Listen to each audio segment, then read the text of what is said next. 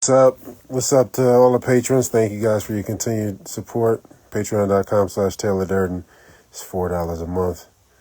And yeah, man, I guess I'm gonna start like some of the low hanging fruit and then go into some other stuff. Um, all right, yeah, the lowest hanging fruit, I guess, is the Epstein shit. Everybody's seen the Epstein shit. Everybody know that it's just looking worse and worse every day. This is nice low hanging fruit to start this live, man. Thank you guys for jumping in. I know it's late, in the world. I know it's probably on my West Coast and Hawaii peoples. So how y'all doing, man? Thank you guys for hanging out. You know what I mean? Everybody else will just catch this on the Patreon, I guess. Whoever misses it again, patreon.com/Taylor Durden is where all the lives go. I miss you guys for almost 3 weeks now. It's been like 20 days since I've done a live. It's crazy. What's up, man? How you doing? What's the deal, Dylan? Yeah, I guess the low-hanging fruit, man, that's just we could go off of just to get things started to kick off the game. Just would be, I mean, I hate to even start things with Trump, but I feel like, man, if it couldn't be, man, I don't know why my shit paused.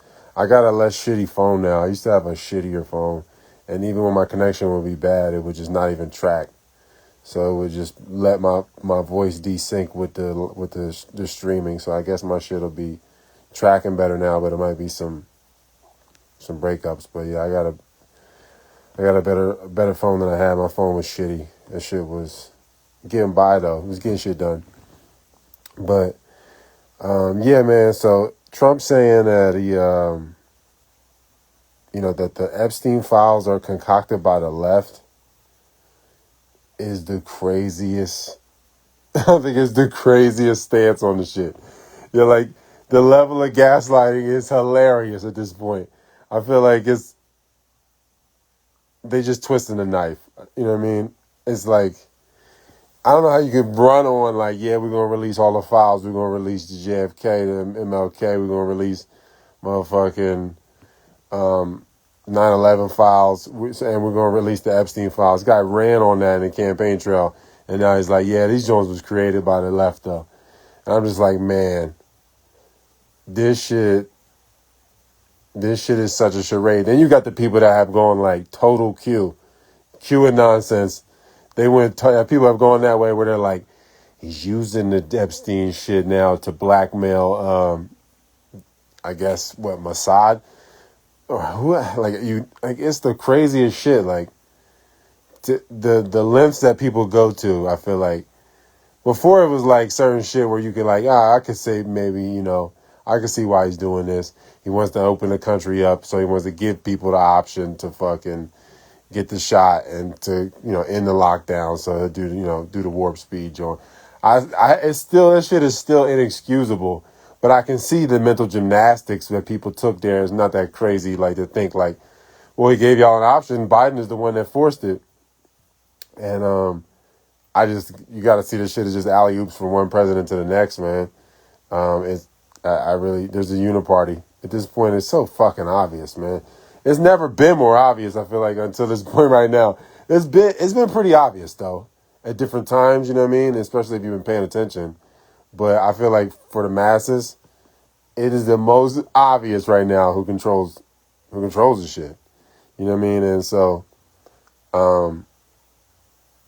it's got to be... It's like the same reason that they fucking want to burn Pam Bondi and fucking Dan Bongino for fucking... Dan Bongino owns Rumble. He's like the co-creator of Rumble. If this dude was like... But his main thing is like, he's like, I'm mostly passionate about defending Israel. I'm like, yo, I think Rumble is one of the best free speech zones. Honestly, I think X is like, okay. Rumble probably is, you can get away with way more recklessness on Rumble. And I feel like Dan Bongino fucking I think he's the co-founder, or maybe I think he's the co-founder. And so he's the deputy head of the FBI. And it's wild, like, to see, like, the way that they can stay in these gray areas and then, like, do some acrobats around people. So Dan Bongino fucking his main thing is just like Ted Cruz or whatever, where he's like, yo, yeah, man, Israel, I'm going to bat for Israel. This is why I'm in politics or whatever. They asked Dan Bongino, like, hey, man, so what are you most passionate about? He's like, I'm defending Israel. I'm like, God damn, this is the fucking, I need a check fucking line. And so this dude that says that, but at the same time is the co-founder of Rumble, where I feel like the most juice jokes go on. You know, maybe X is pretty strong too, but I feel like Rumble, you can say way more recklessness. And so it's funny how, like, I feel like they always find a way to come up even on the downside of things. And I guess that's what you would do if you weren't pimping everybody. Where, like, they can play victim and villain and fuck. They can play the dealer, all of it at once. The dealer, the healer. They do everything all at once. So it's like, on one end, it's like the Hegelian dialectic, though, I guess. On one end, they can be like, look, we give you free platforms to bash the Jays. And then on the other end, they'd be like, but our allegiance is with Israel and Israel's interests. And so it's like, in that process, they get a bunch of people to commit to bashing the Jays, and then, like, probably, you data mine all of that. And then they get to act like, look, this anti-Semitism is real, even though, like, their behavior is what creates it. And it's all a misnomer because they're not Semites anyway, or Shemites. So this shit is like, it's pretty ingenious when I think of it. I look at it, you really can't even talk about it. It's the way it's designed for them to, like, even win when they lose is really wild. I feel like through the propaganda, you know what I mean? Like the way the left and the right can play off each other, and you could, like, if you take one stance, it kind of gets you in bed with a whole nother, like, line of, stances on things, and I guess the extremes they seem more like each other in a lot of ways, you know what I mean? Because I feel like the so-called far right and the so-called far left are pretty much the exact same at this point. Both of them don't like Israel. And I think that's the common ground there, you know what I mean? As far as, like, what they're calling extreme. And everything in the center is just, like, lukewarm motherfuckers that are just going to get spit out anyway. I feel like it's crazy, man.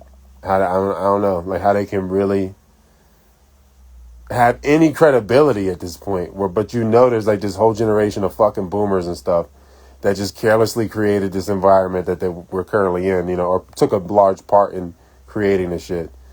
Just through slacking like a motherfucker. Whole generation of motherfuckers that was just like, yo, I'm about to just not pursue my full potential and see what my purpose is. I'm going to get, I'm going to be fucking a slave with some perks. You know what I mean? Like, what that whole generation did, and, like, maybe the generation following, but especially the boomers, created an environment that's like this. You know what I mean? And they're the ones that support Israel the most. That's where you find the most support or defense of Israel, and at least in America, is through the boomers. And, like, once that generation is gone, it's a different world. And I don't know whatever they're going to try and do to try to gather sympathy, or whatever we're going to have to try to do to... Because the Knesset is going to be the center of the world. You know what I mean? That is the goal, at least, for the AI grid that is being laid down. The Knesset is supposed to be the center of the world, supposed to be the capital of the world. And kind of like, Jesus coming down and ruling from ruling Jerusalem for 1,000 years or whatever, however, you know what I mean, in the reincarnation. And so, like, that's how they're looking at it. Like, they're setting this shit up they want to rebuild the temple and, like, try to do a mock version of, it's really like the anti-life version of what really happens. So, I mean, if you read Revelations, I guess it's kind of like it's all part of the process, man. You know what I mean? That we're in this loop that we're, in. But, like, yeah, I don't know. I feel like at this point, that shit is crazy. I just want to start with that. But I guess, like, you just look at it like, all right, Jeffrey Epstein, he was with Ghislaine Maxwell. Ghislaine Maxwell's pops was in Mossad, Robert Maxwell. And they fucking, when he died, they flew him to Israel. Motherfucking prime minister and a bunch of the Knesset received his body to put it in Mount Olive. You got buried up there where supposedly all these other fucking rabbis and, prolific people was buried. And you're like, bruh, dude's 100% Mossad and owned all these publications. And he owned fucking Macmillan. I don't know if people in America, I know in other parts of the world, you might be watching this, it might not ever make sense to you, but in America, like, if you went to school and you were indoctrinated from from 89 to present day, you probably read, a lot of the textbooks you read was made by Macmillan or McGraw-Hill. And Robert Maxwell owned Macmillan, and then they merged with McGraw-Hill. These are the motherfuckers that produce all the textbooks for your children. Fucking Robert Maxwell, the back in the day Jeff Epstein, the motherfucking double, triple agent, just like Jeff Epstein. Robert Maxwell was running the ring early and then passed it to his daughter. You got the griminess of passing something like that to your daughter that's another level of grimy.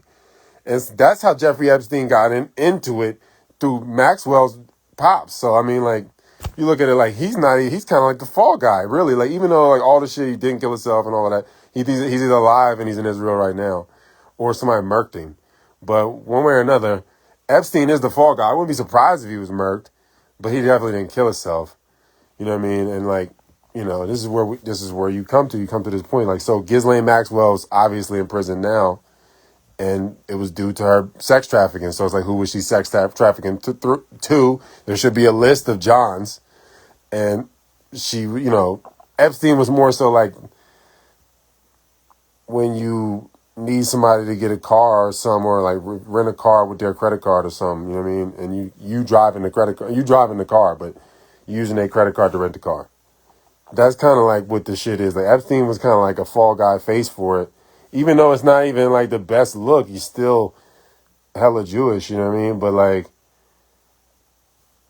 if you look at Ghislaine Maxwell and you look at her situation and you just look at her pops, it's Robert Maxwell. The dude that is the guy that started the blackmail ring. So like, he produced he owned a company that produced all of the textbooks for America's children. You know what I mean? So these are the type of people that fucking own the fucking companies that publish and produce your textbooks for your kids. So like, I feel like this is just signs of a society in decay that's not at its peak. I mean, obviously it's not at its peak. It's not at what its potential could be. So like, you got shit like that happening, man. It's just, that's where we at.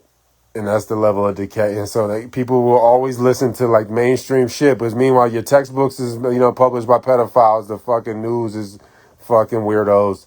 And the indoctrination is hella deep. You got to think about it. Like, the boomers fell for a lot of shit. Some of them didn't fall for JFK, but a lot of them fell for JFK. So what you think you're not going to fall for, I don't know, 9/11? You're not going to fall for COVID.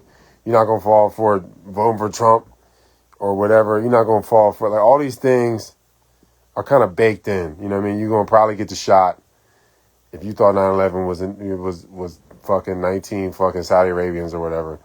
Like, that, if you're already in line, like in a trajectory of taking more, swallowing more shit.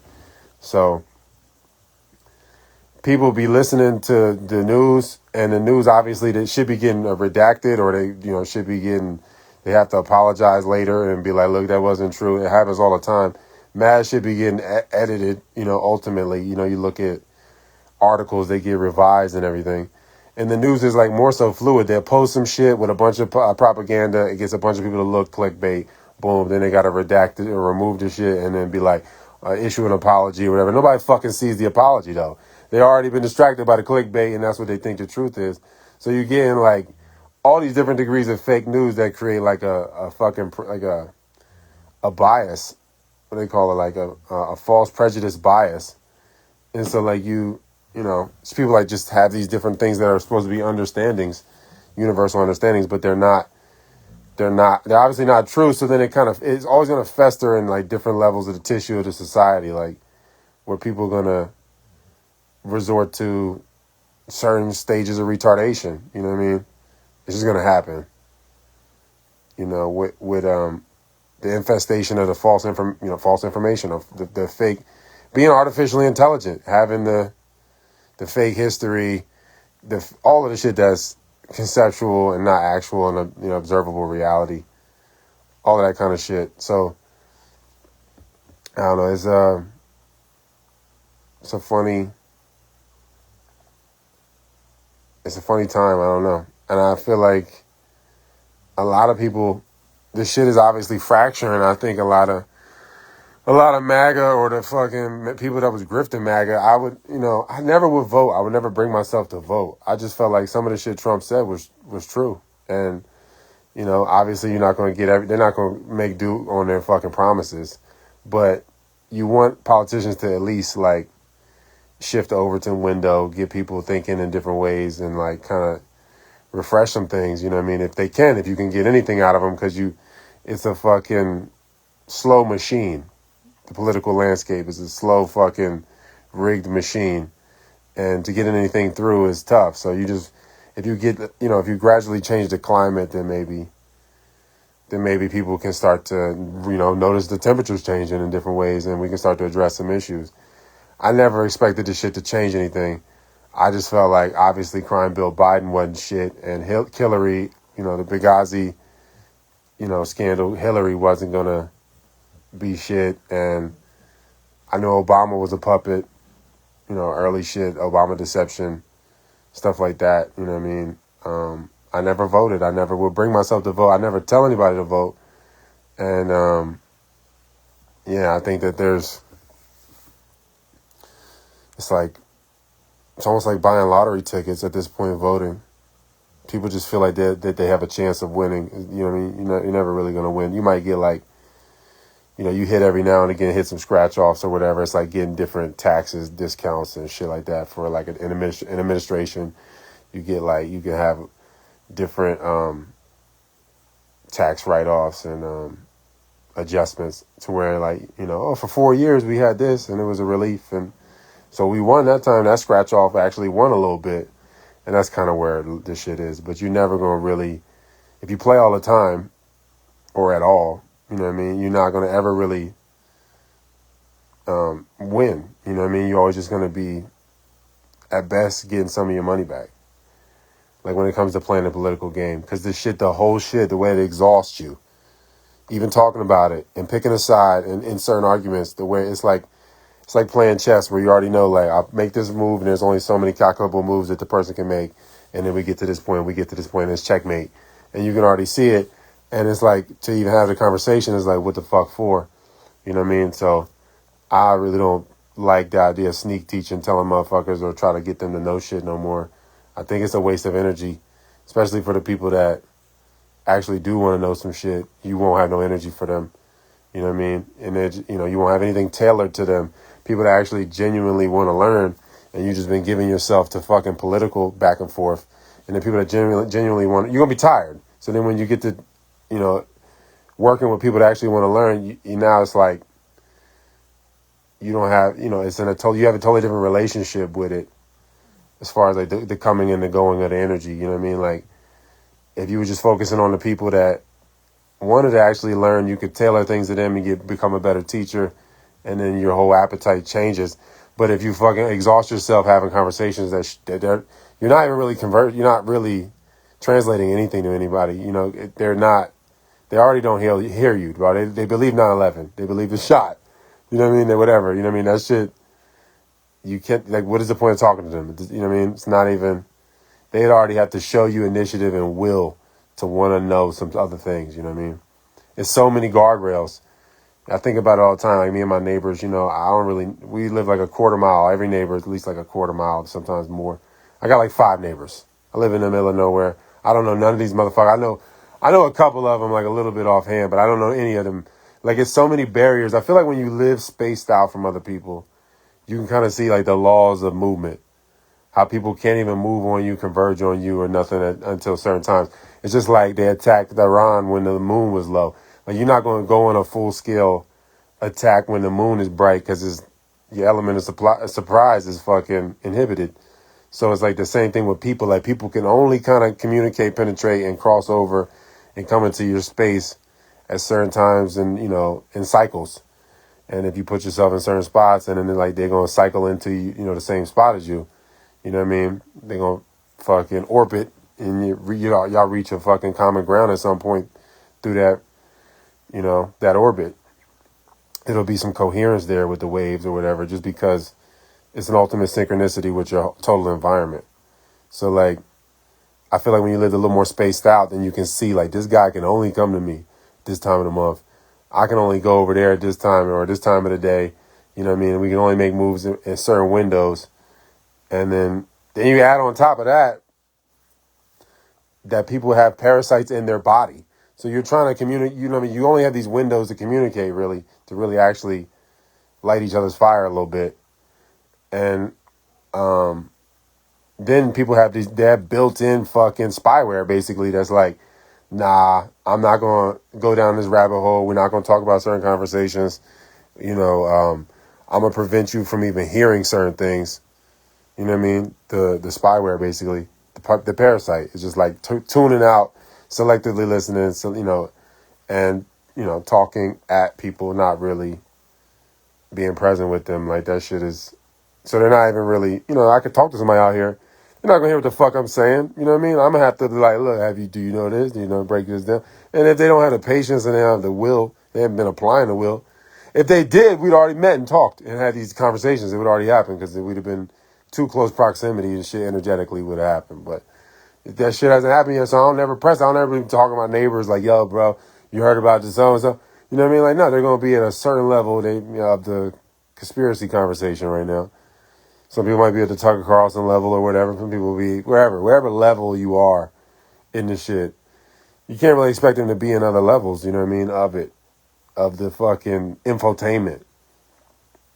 So I don't ever try to press it, you know what I mean? At different times when I was younger, I felt like I had the energy, like, I'm robust with energy. Let me just fucking throw it around.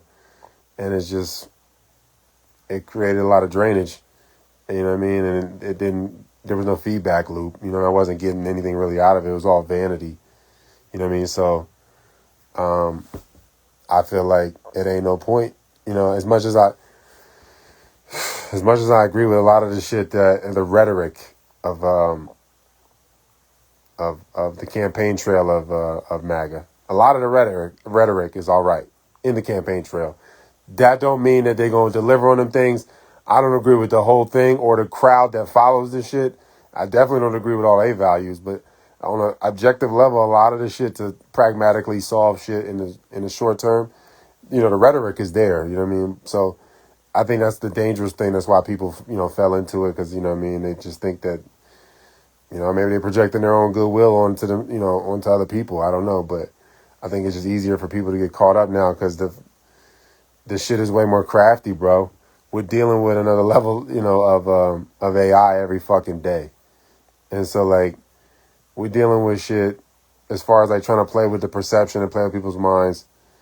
This shit getting more and more crafty. It's only going to get more and more crafty based on our own potential as our potential grows. So I think it's past the point of conversation. A lot of people, if they're not already in the process of learning shit, like really learning and applying themselves, oh, man, it's kind of no point in giving your energy to that because you're not going to get any of it back. And if you do, it's going to be in pieces. It's not going to be wholesome. Like, you're going to have a wholesome exchange where you're like, damn, they said some points that made sense. That, you know what I mean? Even when I was wrong, I got my point across. That stuff's not happening. You know what I mean? So, like, the exchange is already, it's a poor exchange rate. And then you going to be more tired, man. You know what I mean? And then you try to be vanilla and not like tailor to people when you do get people that want to learn, and then you're not really able to give it the energy to teach fully, when the time is right, you know what I mean? Because you might turn into an assembly line process instead of just meeting people where they are when they're actually in the process of really asking for, confirmation of reality. And, I think that shit happens a lot. That's why you're going to constantly get gurus or someone called gurus and shit popping up and fucking trying to get your bread or whatever. And then, I feel like they got to go through the cycles. You know what I mean? They're going to run out of gas and then they're going to jip a bunch of people and then they're going to start selling merch. And then if they get their program big enough, it'll be enough fucking base there for them to work that base. And then they'll just get constantly refreshed enough to where they can sustain the image. But they're not really getting any real true value because they're not really going through the process of teaching. You know what I mean? Like you got to completely master a practice or a craft. But the process of completely mastering it is teaching it. But you got to fully, get it yourself so that you can transmit it and then, go through that process of getting better at transmitting it. And like, I feel like at this point, people are conditioned to give you 1-2 minute reels and with the fucking moving background and shit. And I feel like it's just, we're going into that direction. There's certain things I can't explain. It's going to turn into clickbait. I can't explain that shit in 1-2 minutes, yo. I can say some shit and it'll be accurate, but it's going to turn off large groups of people because I'll come off like a certain way because I'm not going to be able to break down the layers of it. You know what I mean? Especially if I'm talking about race or something or religion or real history. You know what I mean? Like it. I'm not gonna be able to get it all across in a minute. So I'm gonna have to rely on being a hacky ass clickbaiter. Like, yo, white people are white because of this, and this is what makes you melon, and this, or something, or whatever, right? And then people just think you get a 1 minute distillation of the whole cup of water, and then you're not really, they get to fucking extrapolate that and superimpose their impression, how they feel inside themselves over top of the rest of your work. You know what I mean? Instead of just being objective and seeing like what you transmitting, they be like, this, you made me feel this way. And so I'm associating how I feel with the way what you said made me feel.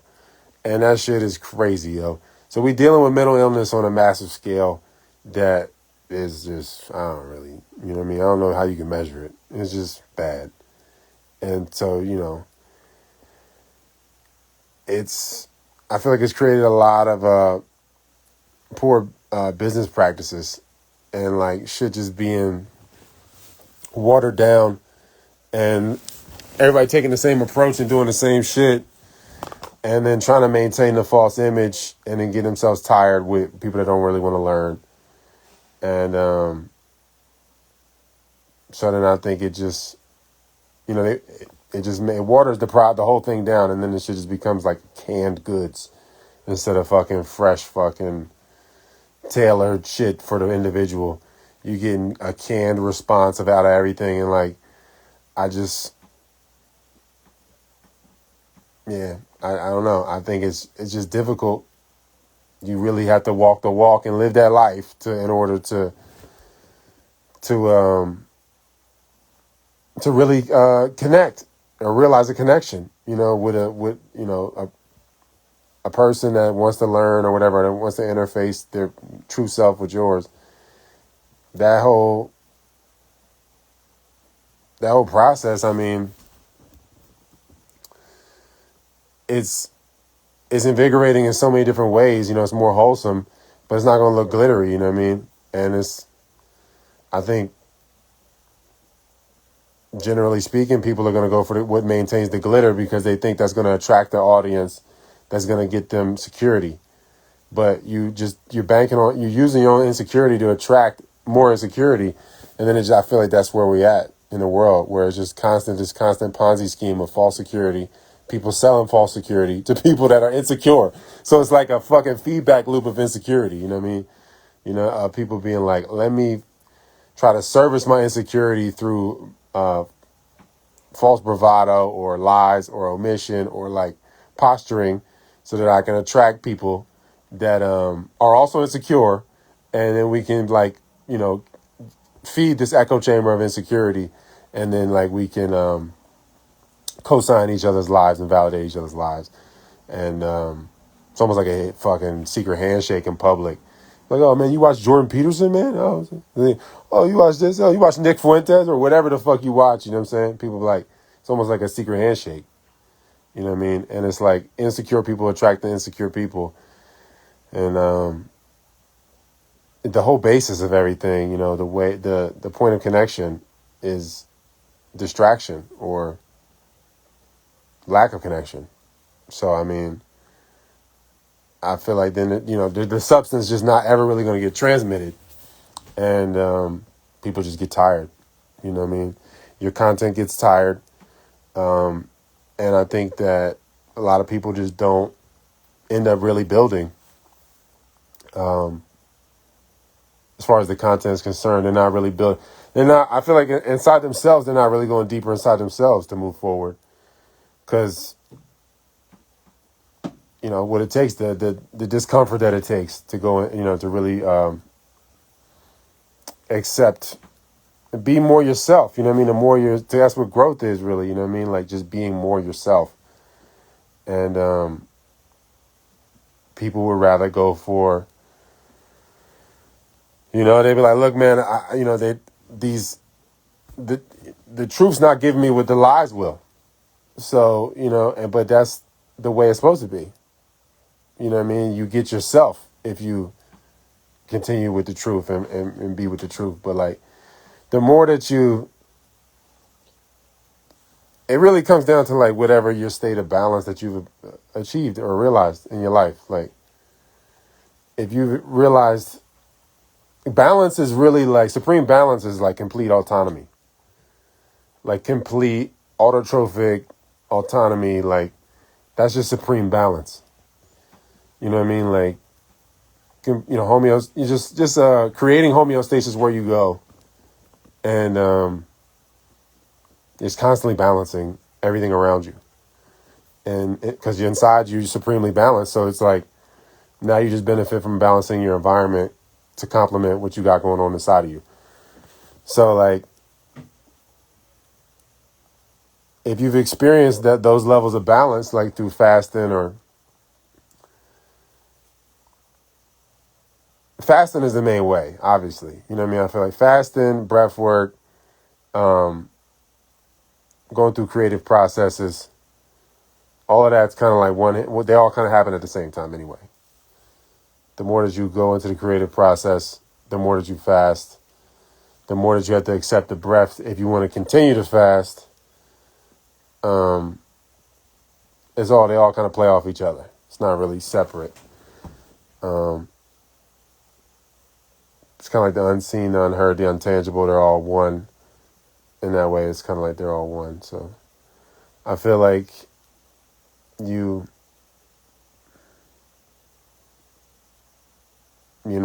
feel like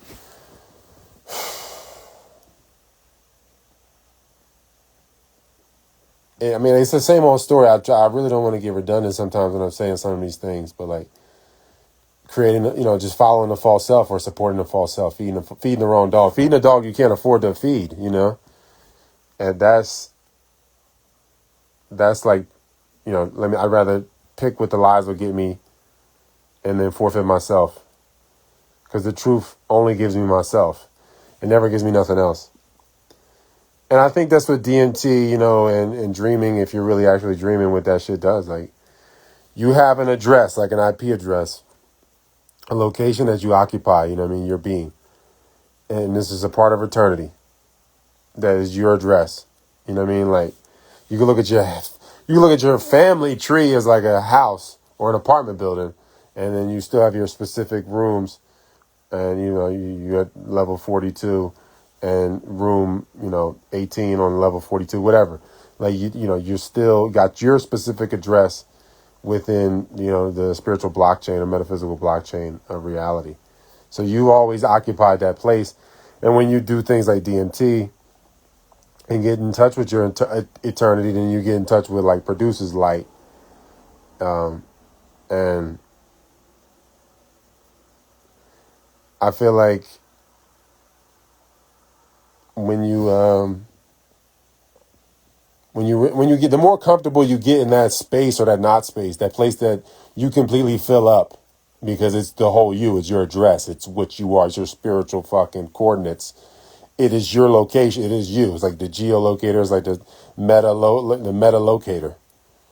You know, that shit, when you go inside yourself into that space that is you, and it's only you in there, nothing else, that the more that you are become acquainted with that, you realize that's where you've always been and where you always will be. That's where your life emanates from. You know what I mean? That's like where you're jacked in at, or whatever, however you want to put it.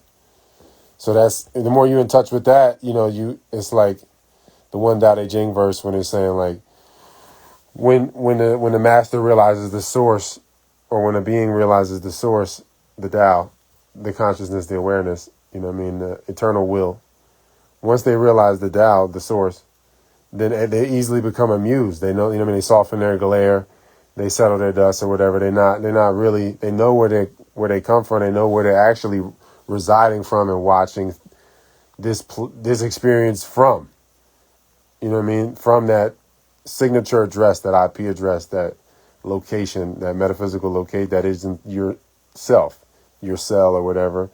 When you're inside yourself and there's nothing in there but you, that part of you that's eternal, that has nothing else but you, that's that space or not space, there's only you there. There's nothing else. And people don't want to live in that place. They want to live in a place that don't exist. You know what I mean? They want to live in their projections, in their fragments or of memories or whatever. Some people don't like to dream. You know what I mean? They block their dreams because they don't want to be more okay with that. So it's like, you know, it's like almost like, man, you showing me the objective. You showing me that I'm playing a game or that I'm in a challenge. And the more that I realize that, then the more I, you know what I mean, like, I can't identify with the character. You know what I mean? It's like, I'm Tommy Vercetti. Okay? You know what I mean? Like, that's where the fuck, you know, and if somebody is waking you up like, yo, man, get the fuck out the VR, John. You know what I mean, Tommy? Come back into reality. You know what I mean? Maintain your sense of reality. Realize you got, you know, you looking through something. And that's what you're experiencing. And so you're experiencing through and from yourself. And so, because you're multidimensional. So, you know what I mean? You're experiencing it through yourself, physically, all the ways from yourself. And it shows up across dimensions. You know what I mean? The interaction or experience of yourself. You know what I mean? Across time, across the other, you know, that's the fourth dimension. The other three dimensions, the basic, you know what I mean? That's like how, that's your three-dimensional expression of yourself or whatever. So, you know, the more that you inhabit all your dimensions, the more that you can completely communicate and transmit yourself from the source, you know what I mean, of light, of dimension. So that's like that's what you really attract. That's your attraction point, really. That's your true attraction point. And if you're not living in that place or close to that place, then all the things that line up with the true attraction point are going to disgust you because it reminds you of your true self. You don't want to see that shit. You don't want to, like, the thing that you attract with is the true self, your true coordinates or whatever, you know what I mean? Like I'm saying, like I just was saying, that's the attractive part of you, the part of you that don't change. That's where all substance is coming out of. Not the fucking personality. That's the fucking ripple effect from the substance. You know what I mean? It's like, oh, look at the glow from all the light. You know what I mean? No, like there's a source of the light that's creating this. And, you know what I mean? That's the point or non-point. That's the eternity that is within you that does all the attracting, that does all the connecting. You know what I mean? That is the connector and you know what I mean? The one that is one with all. So like, people don't want to attract from that. They rather attract from what they think they should be. You know what I mean? And then you constantly living in mourning, like, this is who I think I should be, this is where I think I should have been, or what I should be, or who I should be. And you constantly mourning all these motherfuckers that you never was and never will be, instead of like being grateful that you have yourself, you've been given, like you have a location in the fabric of eternity that only you can occupy, unless you just want parasites, you know what I mean? But this is like your fucking your ranch that's like within you. You know what I mean? That you can do anything with. You know what I mean? To realize, to create different challenges to realize your true potential, your true will, your true self. You know what I mean? True essence. All of that, like, you can give yourself a million opportunities, really. Whether it be through this lifetime or through the process of what we call dreams or whatever. But when you're operating from that true point, then you have to face everything that comes with that. You know what I mean? And I think people just don't want what comes with reality. So this is where we at. Like, people would rather have false growth, you know what I mean, from contrived, forced, stimulated behaviors instead of like actually being more themselves, which is actually growing. Like, it ain't like a tree is like, let me try to be a tree. It's like, yo, let me be more myself. Over and over again, constantly, every breath, every respiration, committing to being more itself, reaching its whole self. You know what I mean? So experiencing its full self physically so that it can fully connect in all the other dimensions of itself. That's really the difference, I feel like. You know what I mean? I think it's a shame the way it's set up, you know what I mean? But it is what it is. I think a lot of people are going to be constantly focused on the form instead of the function, you know what I mean? So it's you really have to know your purpose, man, and you have to know like who you come from, who you are, what you are, you know what I mean, in order for you to realize supreme balance, so that you can have supreme autonomy. You know what I mean? Like, it's like a 7% chance that you will be born in America. You know what I mean? Like, in USA. It's a 7% chance, last time I checked, for, that you could be born here. And so, like, plenty of people that come here is not born here, obviously, right? Plenty of people that was born here didn't really come from here. Plenty of people that's here that was born here, their family was born generations ago, came through Ellis Island or even before that. They are plenty of them are the autochthonous, and they're in the places of the autochthonous.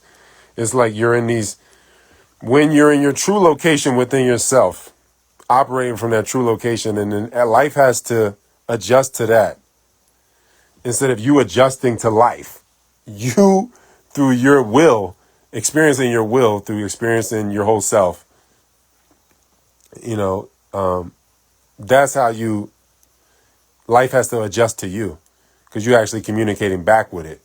When you're holding your breath and you're blocking your breath and you fucking annoying or ignoring yourself, then you're not really communicating to life. So you're coming up as dead, basically, in the radar almost.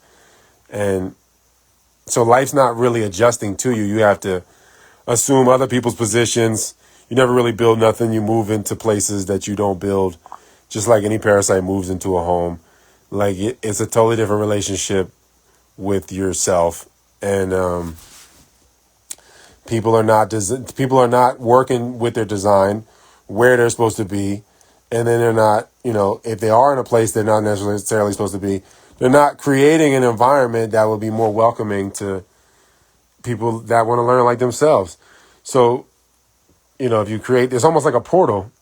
If you created an area that was like symbiotic and people came and traded their crafts, their abilities. And if you had a lot of that popping up, then people could rotate where they're supposed to be. You know what I mean? Then you get basically like autonomous zones. You know what I mean? If you got people having compounds like that all over the place, and people start, again, through supreme balance, you're getting supreme communication. You know what I mean? In a world where there's supreme balance, when the autochthonous have the amount of land rights they're supposed to have, and there's actual order and balance, then there's supreme communication. People aren't inhibiting. Not to say that like miscommunication don't happen or, challenges don't occur through communication. It's just that things are there, they're allowed to sort themselves out instead of this sorting out being stifled through, regulations or whatever, and being able to monopolize off of like taking things out of context. You know what I mean? The communication would sort itself out if people could have full communication. You know what I mean? If people could actually, if them walls weren't there within themselves and in the environment that we're in, and full communication was here, life would autocorrect, but the communication is blocked because the balance is blocked because people have a false history installed in them, basically, and a bunch of false science installed in them. So peace is not going to spread. You know what I mean? Like, there's no way for it to spread because the body is going to constantly reject that shit. It's like the body knows it's poison. It's just like you drink alcohol and you drink it for whatever reason you drink it for, to feel confident or whatever, to feel loose. But the body's like, this is poison. I recognize this as poison. So it's the same thing as that, as far as like swallowing fake history, incomplete science, that type of shit. Is like drinking liquor. Your body is like, this is poison, but you're conceptually like, this is what I need to learn so I can get ahead. You know what I mean? Or whatever the fuck. You know what I mean? Whatever you thinking, like, this protects me. This is reality. It protects me and shields me, keeps me in, dwelling in the real world. So, truth or that shit doesn't really get to spread. Peace or contentment, that shit don't really get to spread because people are constantly swallowing vomit. You know what I mean? Diarrhea. They're constantly swallowing artificial intelligence, constantly. And so if that was to be inhibited, we were to slow that down and start to actually get the flow of communication for people to autocorrect themselves and people to be gracious with each other and have to sort things out and be honest about things and hold each other accountable. We would sort shit out quickly. You know what I mean? But since we don't really have that, we have to find it individually, reach, supreme balance within ourselves, use crutches where we need to use them, you know what I mean? Accept all like avenues of communication and real communication. And then, if you have to use a crutch, you use it, but you want to be more and more self-contained. So I think, we'd have to have, autonomous zones, people getting in co-ops, people doing shit like that, living on land trusts, living together, working together, and then we can musical chairs this thing maybe, where the people that's designed to live in certain places can go to those places and you can kind of like swap, kind of like when Yugoslavia was having a war and like the Croatians that lived in Serbia ended up swapping houses with like Serbians that lived in Croatia and shit like that, you know what I mean? Because Yugoslavia broke into a bunch of different Slavic countries. But like to us, to the rest of the world, a lot of people, like, y'all look the same, kind of, y'all say, just, y'all have like, y'all Slavic, you know what I mean? But there's definitely distinct differences, you know what I mean? And that's the trouble with the monolithic European term or white term. Those monolithic terms really detract from people really finding out who they really are. Because they falsely identify with this idea of being white. You know what I mean? First of all, it's a misnomer. It's a status. It's not a people. Because obviously you got different accounts of different people throughout history. Take fucking Ben Franklin. When up until 1789, this guy's talking about Germans being too dark to be... because he didn't want America to be Germanized. He was like, look, Anglos constitute pretty much all the white people on Earth. Is a stark minority. So they're like, shit. We can't let these Germans are too dark, and they're speaking German and living with each other. We got to somehow break this shit up. They're not allowed to Germanize America. We can't let that happen. We can't let that shit happen for the Swedes. The Swedes are too dark. These Nordic motherfuckers are too dark. They call them swarthy. Swarthy comes from the word Schwarz, which means black in Germanic, right? And also the word Stuart comes from Schwarz, Svart. So, you talk about the Stuarts of, the king. There's a line of kings that was Stuarts in Europe. All of that shit Then you realize like, oh yeah, Germans are different. Well, obviously a different country than Italy, right? There's the phonetic, phenotype difference or whatever. There's physical appearances that that go deeper than the looks, or the surface level of looks, and this is distinguishing people. This is distinguishing a Bosnian from a Serb. This is just an Italian from a German. You know what I mean? But there's so much homogenation going on through this monolithic status term called white that people just be like, I'm white, I'm fucking German, I'm Irish, we're all white. Like, no, you're all baskets, you're all different, you all come from different stock. And if you're pale, you were probably just, you were probably just a blanked or wiped version of some dark version of you. You know what I mean? Some graph version of some dark version that looked like you. But then, so you have like that happening where you get your white Irish, your white Germans, your white Swedes, your white Italians, whatever. And then there's just more and more of them as the recessives continue to breed together. You know what I mean? You get more and more of them, and then they just they cross them boundaries. And the boundaries already been crossed mad times. Like when Italy got taken over by the Holy Roman Empire, which was German or Germanic, when they took the Germans finally took Rome, and they held the Pope hostage and shit. You know what I mean? Because they were like, strong off the Lutheran influence and all of that shit, and from the Protestants. So they were like, we want to run the Holy Roman Empire. We want to work with the Catholic Church, but we will kidnap the Pope if you don't work with us politically. So the Germans took over Rome. They fucking kidnapped the Pope. He paid like 400,000 ducatis. Ducati is a gold coin. Duke or dukes. And, you know what I mean? It's like a regal, Rex or type of term. It's like a royalty, a duke. It's like a duke. You know what I mean? Like a archbishop or like just somebody in high standing in the global realm. You know what I mean? Or the worldwide realm, whatever. So you already had a bunch of breaches that happened. You know what I mean? That's what parasites do. They breach cell walls. So you had a bunch of breaches happening, whether it be the Norman conquest of Britain, where you had a bunch of crossover. You had a lot of crossover. So like 250, 300 years ago, America, Europe was being run by a lot of mulatto-looking people, quadroons, mulattoes, a lot of light-skinned people that would be, maybe Creole, whatever. They were still what a lot of us would call like black today, like Steph Curry's and shit like that, Patrick Mahomes and shit like that. So a lot of Europe had become that because it had already got whitewashed after the reset. It just got worse and worse and worse. People kept vanity breeding. And then you get this more monolithic term of whiteness through status. So people will be like, fuck it, I'll give up my German status or my Swedish status or my Irish. And I'll just be white. And then I'll breed with any of these motherfuckers or whatever because we're all just white in status. And so what that did was, first of all, it allowed people to sneak in a lot of shit.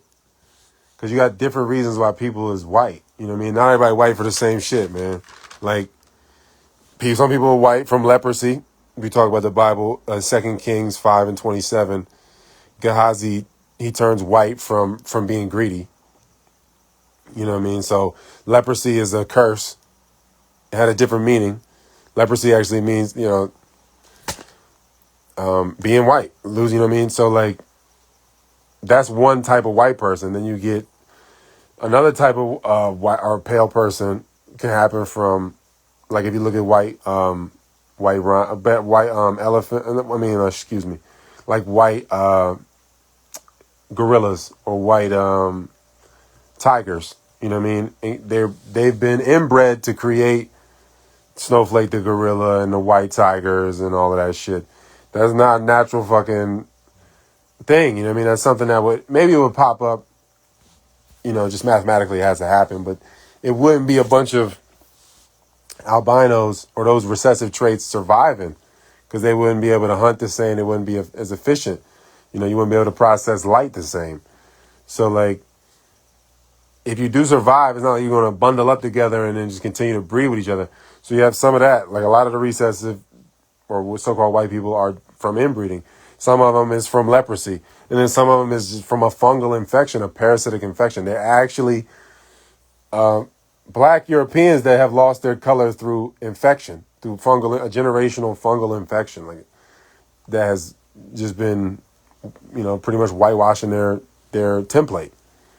So then you have all these different types of people that from all these different baskets, whether you're Italian, Spanish, Irish, Scottish, British, French, German, Polish.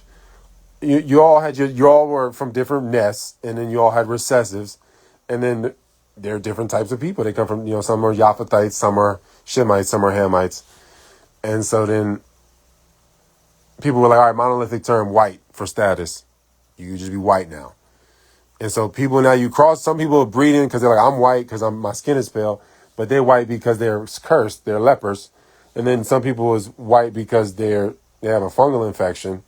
And some people is white because they're inbreeding. And then you have a bunch of crossing of that.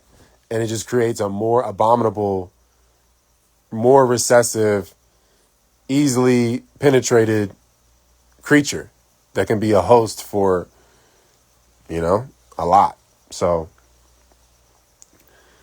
this process can only last for about 250 years. That's why I say dynasties are fucking, empires only live 250 years. Nations only live like 250 years, and then you have collapse and then things rebuild or whatever. But, when the recessives get together like that, you have the breakdown of the fabric of order. So then the flow of information gets blocked. And then you got people that learn that fake shit, and it creates like a carelessness. They feel like they know everything. They're not dwelling in reality. They have a superimposed learning that's telling them they know everything, so they don't have to observe reality. You know what I mean? They're just careless because they feel like they know everything. Then you have people that are never going to swallow the fake shit, and they're always going to be resistant. So the whole society is fucking careless or resistant. You know what I mean? And this is what happens when the order breaks down. So you have a bunch of recessives controlling way too much land. The allochthonists controlling way too much land. You know what I mean? It's like a minority controlling the majority of the land. You know what I mean? Like it's always going to create depression and imbalance. It's just going to happen that way. It's always going to be that way. I really don't. I feel like if people actually hear me out, they know I'm not hateful. They know I don't hate white people. They know I don't think anybody. I'm not trying. I wouldn't want to kill nobody. If I'm not going to do it myself, I wouldn't advocate for somebody else to do it. And I don't want to kill nobody. I don't want to live a life where I have to do that. I would rather not have to do that if I have a choice. I'd rather not have to do some shit like that. I would never want to kill somebody and live with that. It's ridiculous. So I wouldn't tell nobody that they should do that or these people should be wiped out. I'm just saying the balance has to be restored. And as long as you got societies that are controlled by these mutants to this degree, you're going to have imbalance. And then it's going to create a society that's always going to operate from lack because there's no order. It's just like putting the cart before the horse. It's like having dessert before dinner. You know what I mean? Like it's however you want to look at it. Like this shit is, it's like having sex before marriage. However you want to look at it. This shit is spoiling and ruining people and their standards and their view of reality. Because people think like this is possible. This is possible that, that it's for me, it's for everybody. Like, no, you're watching parasites go through a cycle and you are getting addicted to envy of a parasite. You know what I mean? And it's crazy. But it's where we at. In this society, it eventually will create such a hostile environment for creation that it has to collapse. That's why Europe is only producing 1.7 kids per couple. They got to import their youth because they created a society where they're like, white is right. We knew everything. That can only last for like 250, 300 years max. With the recessive in control, you need to have the archetype has to be, has to control. It's the dominant. The dominant has to control the dominant portion of the land and the resources. You know what I mean? But at the same time, if the dominant don't have their shit together, then they get parasites, the recessives take over. It's just what's supposed to happen. You know what I mean? To show people, to autocorrect things ultimately, like to see how egregious things can get. Because, obviously the autochthonous dropped the ball. So then the allochthonous picked up the ball and they control more of the resources of the world and the minds of the world. And it's just making it more and more obvious how destroyed shit is. You know what I mean? How inverted things are and how perverted and inverted things are. That shit is more and more obvious every day. But through compartmentalization, we could be staring at the same shit, the same reality, but people not really seeing it. They're compartmentalizing themselves. They're not really inside themselves. They're not really occupying their whole address that's reserved for them, spiritually or metaphysically. So you get a whole society of recessives that was created off of vanity breeding, because they were like, look, I'm going to just fucking breed for the status. And then we have pale kids, and then we know every fucking thing because we can, we controlling this land. We're winning right now. We control these resources through force, and coercion. Since we have it, we must be the winners. But when real winners win, everyone wins. When losers win, everyone loses. So like, if you have slaves controlling this much, people that was bred to be slaves, controlling this much, recessives controlling this much, it's always going to create an environment that's imploding on itself where people can't even have kids. They can't even afford to have kids. They don't feel welcome. In reality, they don't feel like they can have kids. They don't even feel welcome by their own parents or anybody. I mean, to bring in more people. It's like they're already at a party they didn't want to be at. They're not going to invite more people. So like, this is just inevitable. This is what's going to happen when the recessive controls the environment this much. So like, it just makes things sterile. It makes things homogenized. It makes it no space for creation. And they don't want to, even in themselves, they don't want to perpetuate it. They know the things, they've already played out the outcomes of the last 250 years of loops. Same shit. They do the same shit. They pull off the same shit. It's like going to the same summer camp every year for the rest of your life. Some people fucking do that, yo. I live up here by the national park, and people be like, I've been going to this same room for 20-something years, paying 4 bands for this week in July for 20-something years. I'm like, golly, bro. You can only do that kind of vain, fucking arbitrary bullshit for about 250, 300 years. Generations can only, like, once they reach about 250 years of that type of vanity and that type of, like, knee-jerk, fucking nostalgic idiocy, that type of shit can only last about 250 years, man. It's like when they sell, like, certain shit through the media to sell you, like, the European fairy tales or love stories out of Europe and that whole idea of what shit is in Europe and fucking smoking cigarettes after sex and all that. Whatever the fuck they tell you is, like, normal and what how love is supposed to be. Like, that shit, you can only perpetuate that shit for, like, 250 years. And in the lies, it's like you can only be in you can only fake it for, like, 13 weeks in a relationship. It's like 90 days. 13 weeks, you like, all right, this is over. I can't keep up the lie no more. So then, you have people that have kids from that place. They wasn't really feeling good about themselves. They was lying to themselves and they have kids from that place. It's like they kicked the can. They created another host for parasites. And then there's just less and less inspiration to create, because you're creating the same redundant, vain endeavors. You're not really advancing. You know what I mean? It's like jogging in place on a fucking bedazzled fucking treadmill. And,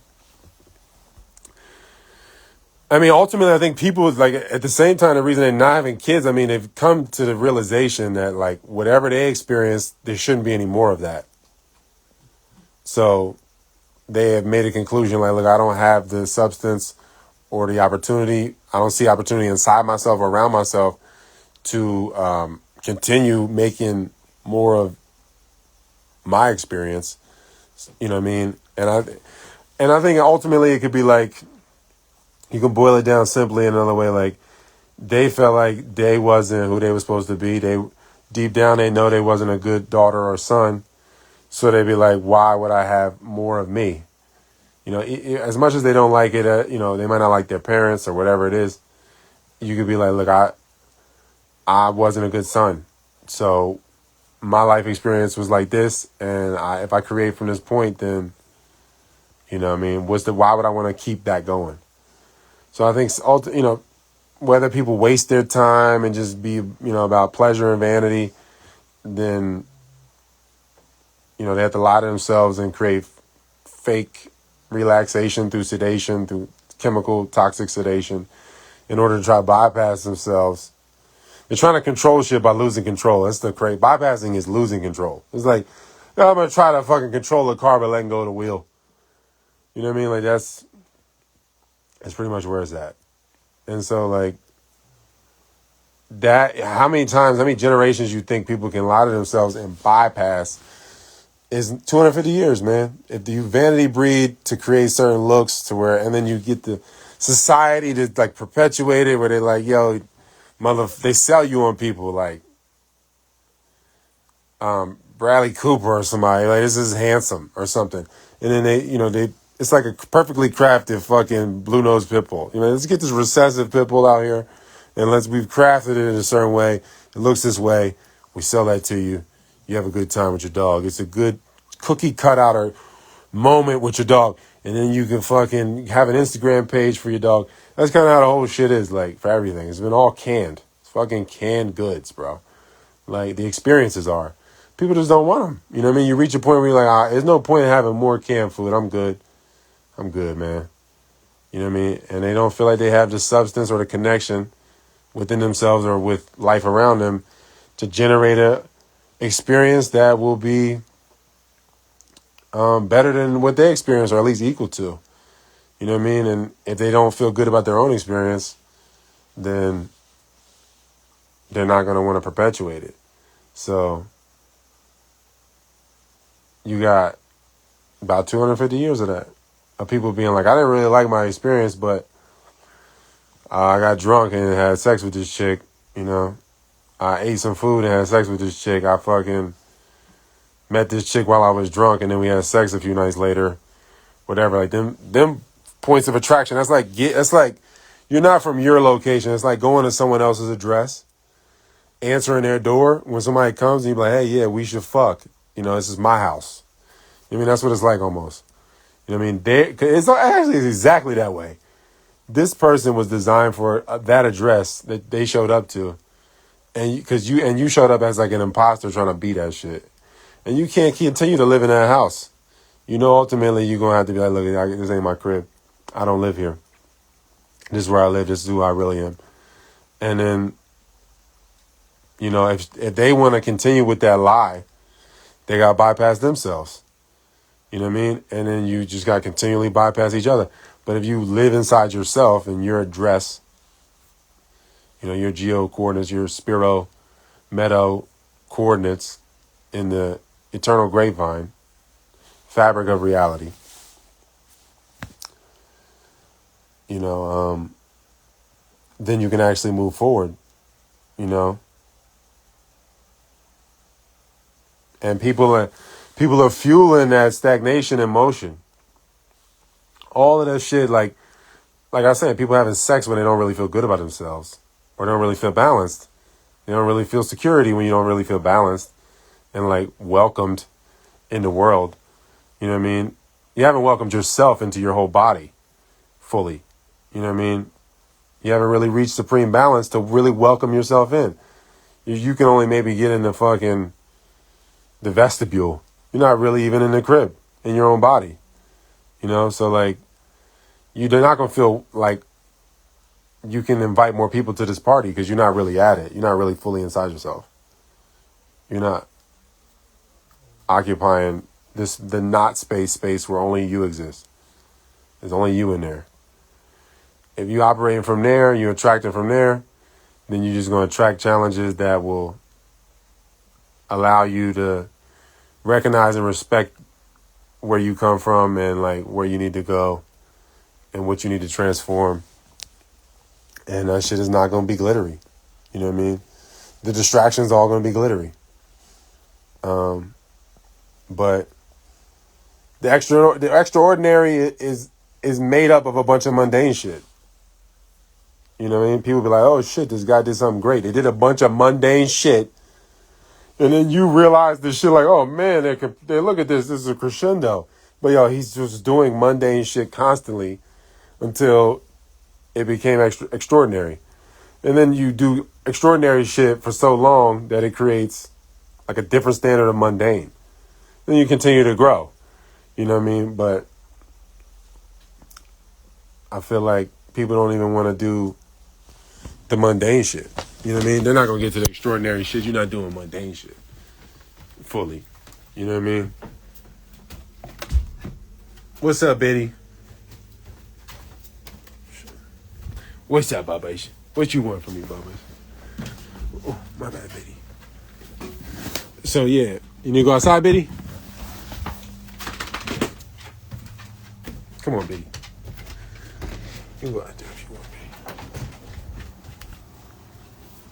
Betty.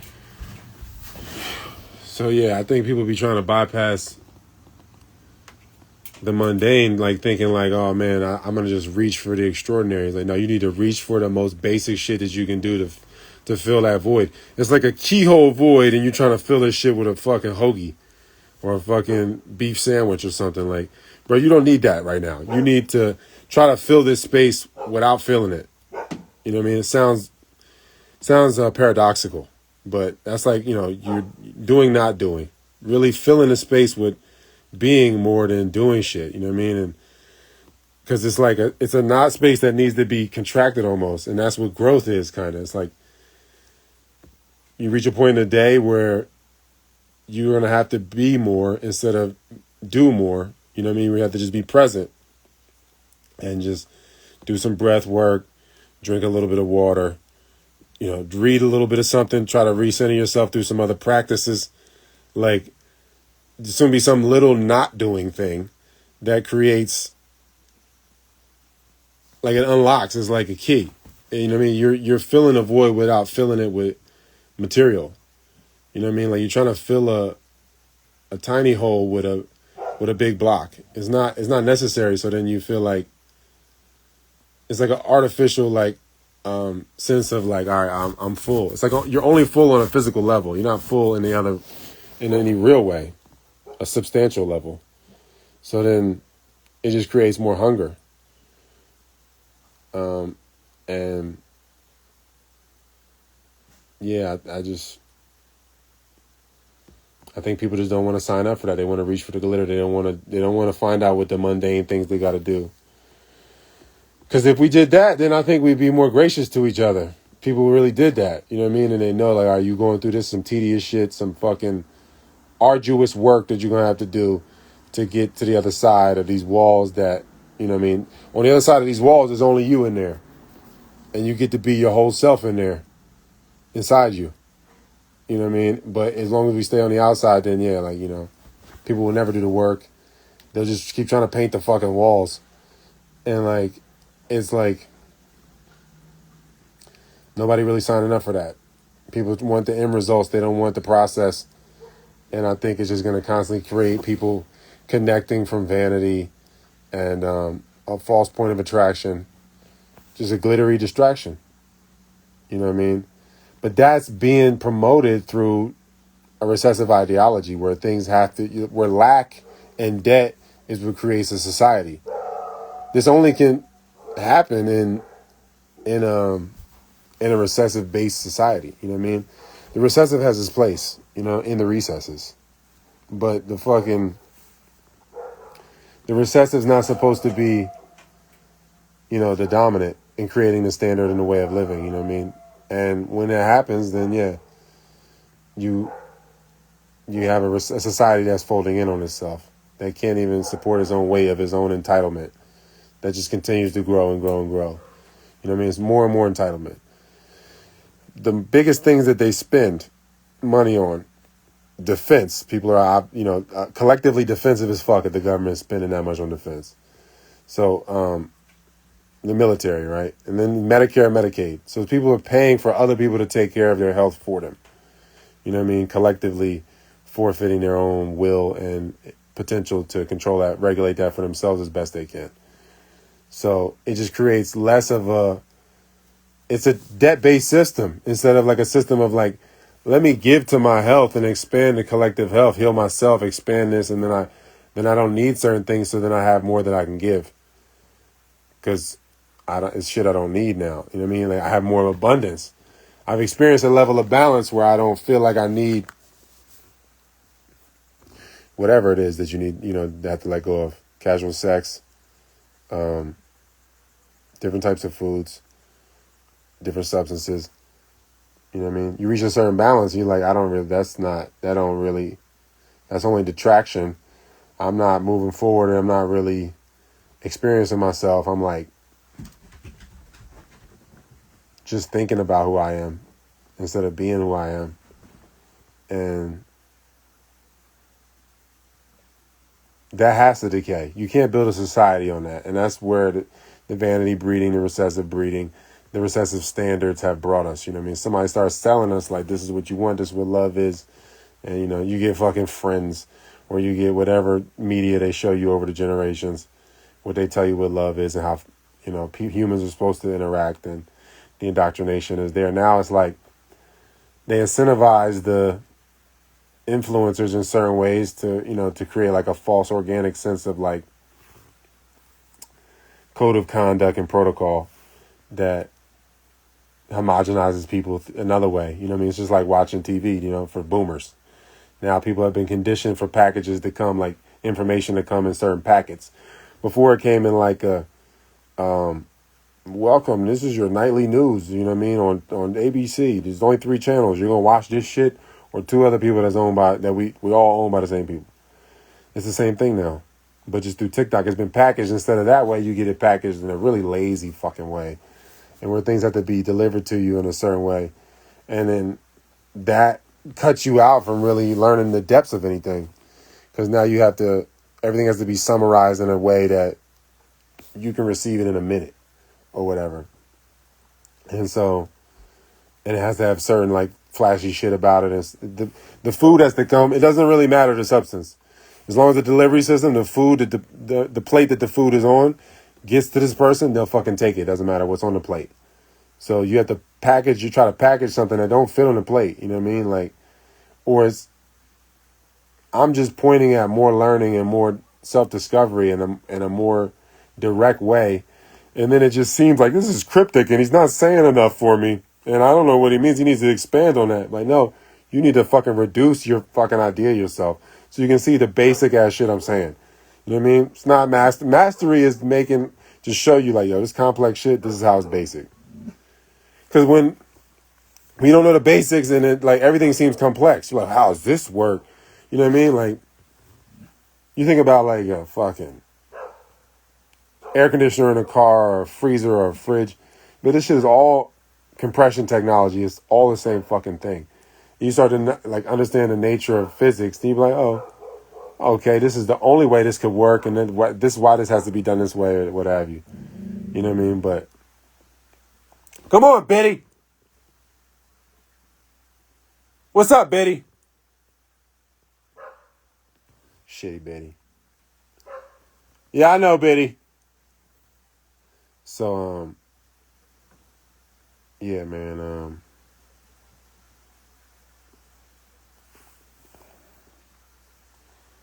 the standard has been brought to such a low place where you have to learn shit that is poisonous to your being.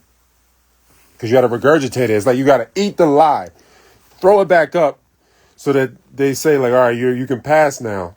You've passed. You can move on to the next grade of lies. You got to eat that shit and throw it up. You know what I mean? And somehow use the time in that process of doing that. All that time and energy it takes to focus on them lies. And then when you could have just been focusing on reality, dwelling in reality, working with observable reality, and actually inventing something that makes life better for everybody. Or at least your family, which will make you less of a burden on society to where now you can bring abundance to the world somehow. So it's, one way or another, it works out that way. Even if it's just for your family, whatever, it works out for the collective. So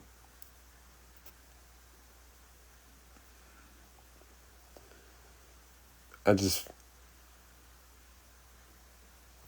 mean, we're in a funny spot where a lot of people, I feel like, they do get it. They just don't know how. It hasn't been articulated correctly to them. It hasn't been fully transmitted, and I guess it's not fully the time yet. People got to be, take the steps they got to take. But I think it's a hard pill to swallow for a lot of people. You know what I mean? That we have designs that we have to respect, and when we don't respect them designs, we don't really experience balance. So then we don't experience autonomy. So we experience lack, and then when we create from a point of lack, then we just create more desire because it's more doubt. The more lack there is doubt.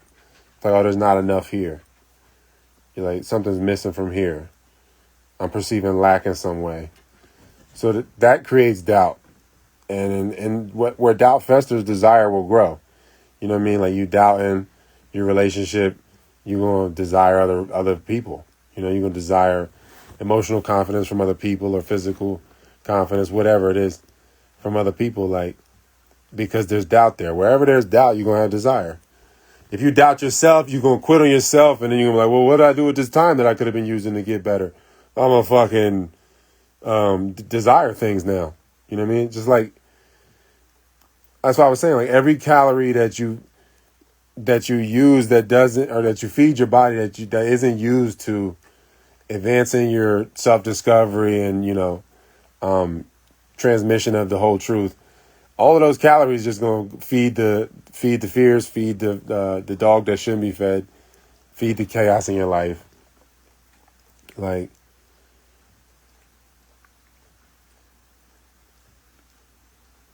it's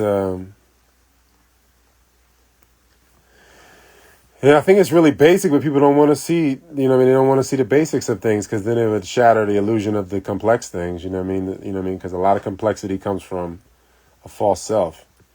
It's like a person that'd be like, I need my sandwich to have this type of cheese with this type of grilled onions on it, with the pickles on the top just this way, and we put the mayonnaise like this and the ketchup, and I need this type of bun, and it gotta be like this, and it gotta have crispy on the outside, like all that type of shit. Like, that's a level of complexity and decadence and vanity that, you have abandoned basics a long time ago.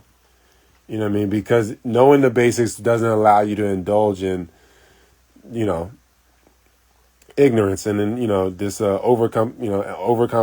complication or complexation of things, where you having complex foods, having different mental complexes and projections, and then,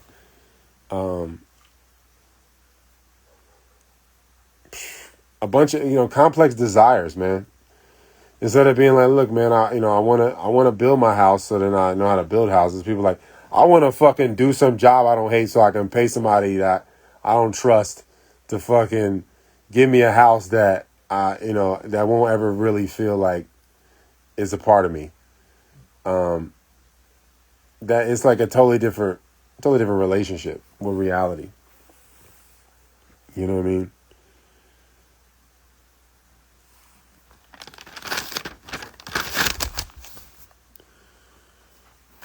Yeah. You're just going to feed more regressed behaviors. The more that you like, all right, I'm going to eat. I don't really feel good about myself, but I'm going to eat.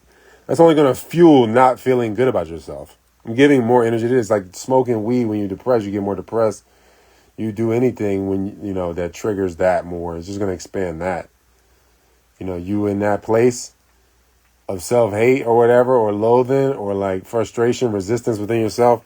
And then you give that shit more fuel or more dissociation through drugs and stimulants, food or whatever, like more regressive, emotional, childish behavior is going to manifest in different avenues, whether it be abusing yourself sexually, abusing people emotionally, abusing yourself physically with foods and a poor like work or activity food relationship.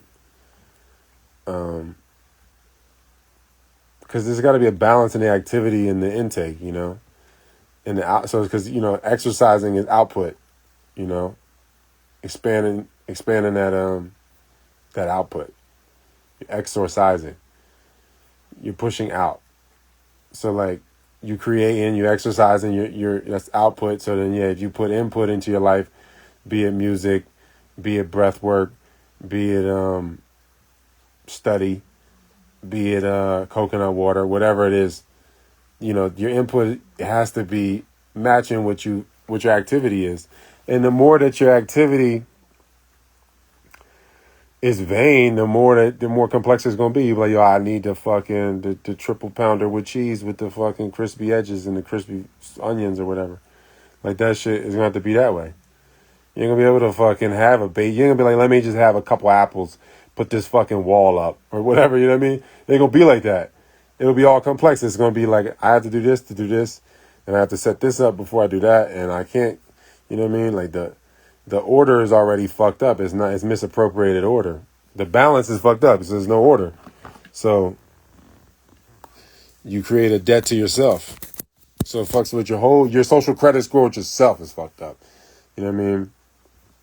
And then they created a society where lying to yourself gets you further in the debt society. You know? Yeah, man. But like I think, yeah, like it comes down to like clarity. Like clarity kind of is like security, you know what I mean? Or it's the foundation of security. And I think you have to, you know, to take action, you need certainty. Certainty is, they say action is certainty. But the only way to do that is to have clarity. You know what I mean? To actually do. You know what I mean? To do something that is not contrived, is not a deteriorating artificial movement that actually grows you. I mean, it's a totally different experience of movement. And it can only come from clarity. And you have, so because the movement is going to be sincere. Sincerity and clarity, they follow one another. So the movement has to be sincere. It can't be contrived at all. It can't, you're just doing, you're being.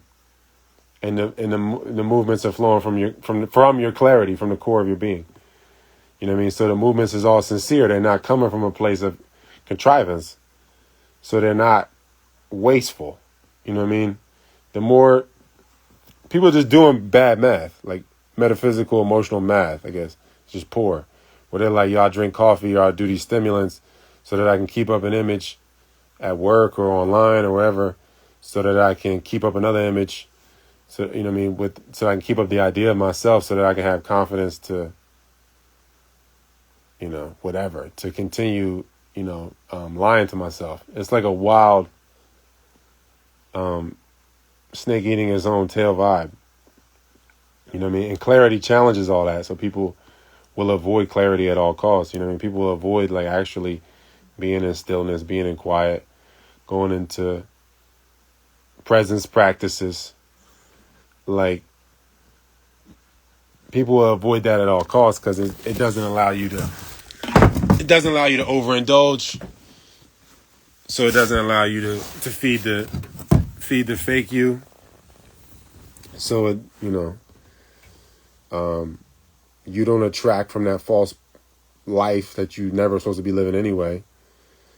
And you know, you stay in alignment. You know, that shit is like an alarm clock. When you living in delusion, the truth sounds like a fucking alarm clock. People don't want to wake up. You think people like fucking alarm clocks? Like, oh man, I can't wait till the alarm clock hits me. You know what I mean? And that's what everybody that's trying to wake people up is. Like, you're trying to wake motherfuckers up, bro. You're being an alarm clock for people that do not want to wake up. You know what I mean? They have to find it in themselves to accept, like, I don't want to live in a dream no more. I want to live in reality. You know what I mean? I don't want to live in a looped, you know what I mean, simulation anymore. I want to actually dwell in reality and indulge in a simulation if I need to learn something from the phenomenal world of these dimensions that we can perceive and work with in this physical experience. You know what I mean? So it's a nice tool of an experience. I mean, it's definitely valid and it's definitely necessary to experience all dimensions of yourself. You know what I mean? But I think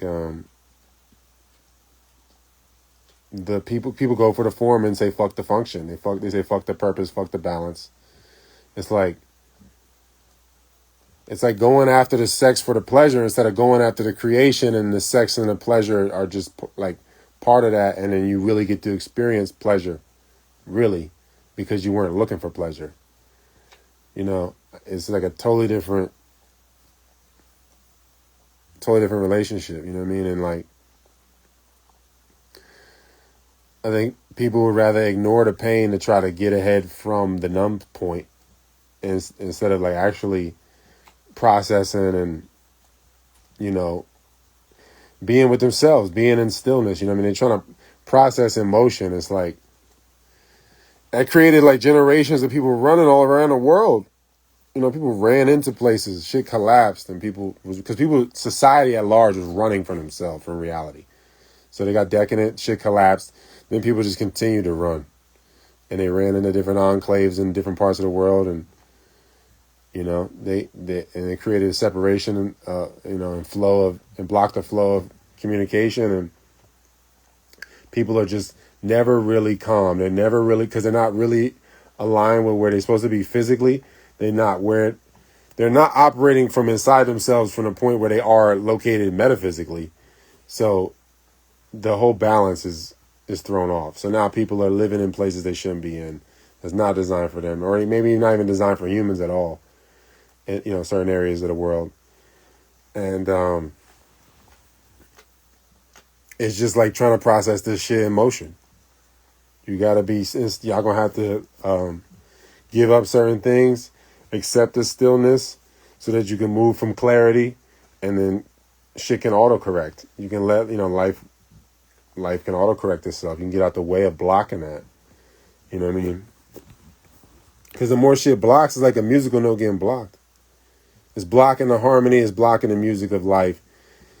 And like I was saying earlier, like, you know, you hear certain smells, you smell certain smells, and you get a memory come back quicker than any other sense, right? If you are exposed to certain frequencies, certain music, certain levels of harmony, you know what I mean, the actual memories within the DNA, the actual knowledge itself, that shit all gets unlocked. But it's like if you lost your sense of smell, certain memories would never really get recalled, because it's like a chemical key. Like, I remember the smell in my grandma's purse, and I smelled the leather, and I remember this, and I remember the, you know, the fucking, the shitty candies in there that would, you know what I mean, that looked like they was wrapped in aluminum or whatever the fuck, or the fucking, what was them shits called? All them fucking grandma's candies. Like, you can remember all of that shit comes in, all of those other senses start to come in, fall in line after smell. You smell the purse, you remember the taste of the candy, you remember the vision more in this, and all of that starts to come in, and then your presence is starting to go into the memory. You know what I mean? Or your memory of the memory. You know, but the more present as you can be, actually, and then you recall a memory, and but a lot of times people are doing this unconsciously when they're in REM sleep. So the shit gets blocked out. The true self is like dishing out the facts. Like, boom, you hit REM sleep, I'm gonna hit you with what you need to see, baby. No ego about it, just what you need to see. And then your parasite will probably have done everything it could throughout the day to try to block that dream so you don't get that message. And then during the dream, the parasite is basically in the driver position, like, and it's forging your signature, like, to create more chaos in your life, commit you to things you're not really designed for, metaphysically, so that you sign contracts and accept agreements with your false self, your personality, what comes with that, all these things to keep you further from autocorrecting, so that you never really wake up. You know what I mean? You never really realize certain memories. You know, you stay in the sensational world. You never really get. It's funny, right? Because sapience, they say sentience, right? Sentience means sensuality. It means you can feel and shit. You can smell shit. You can taste shit. I mean, animals can do all of that. Sapience is another level, right? But I think it's funny because it sounds so redundant. Because people say something that's insipid means it doesn't have taste. So to be sapient is to have taste. But taste is a sensation. So to me, I think sapience is a different kind of sensation, like a metaphysical taste. It's not a physical taste. It's a different kind of smell. Because obviously taste and smell is like, merged. All shit, every sense is touch.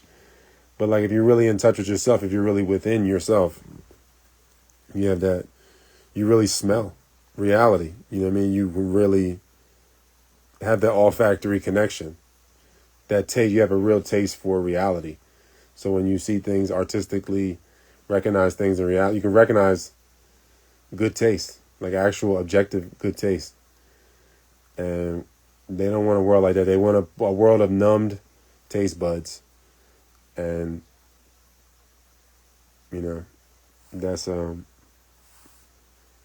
that's a world trying to process emotion. You know what I mean? It's like you trying to eat while you taking a shit, bro. You need to fucking take that shit and then feel how empty you really are, and then move around a little bit, circulate a little bit, let yourself decompress, let those voids collapse in your bowels, and then, actually get in the process of metabolizing your own energy.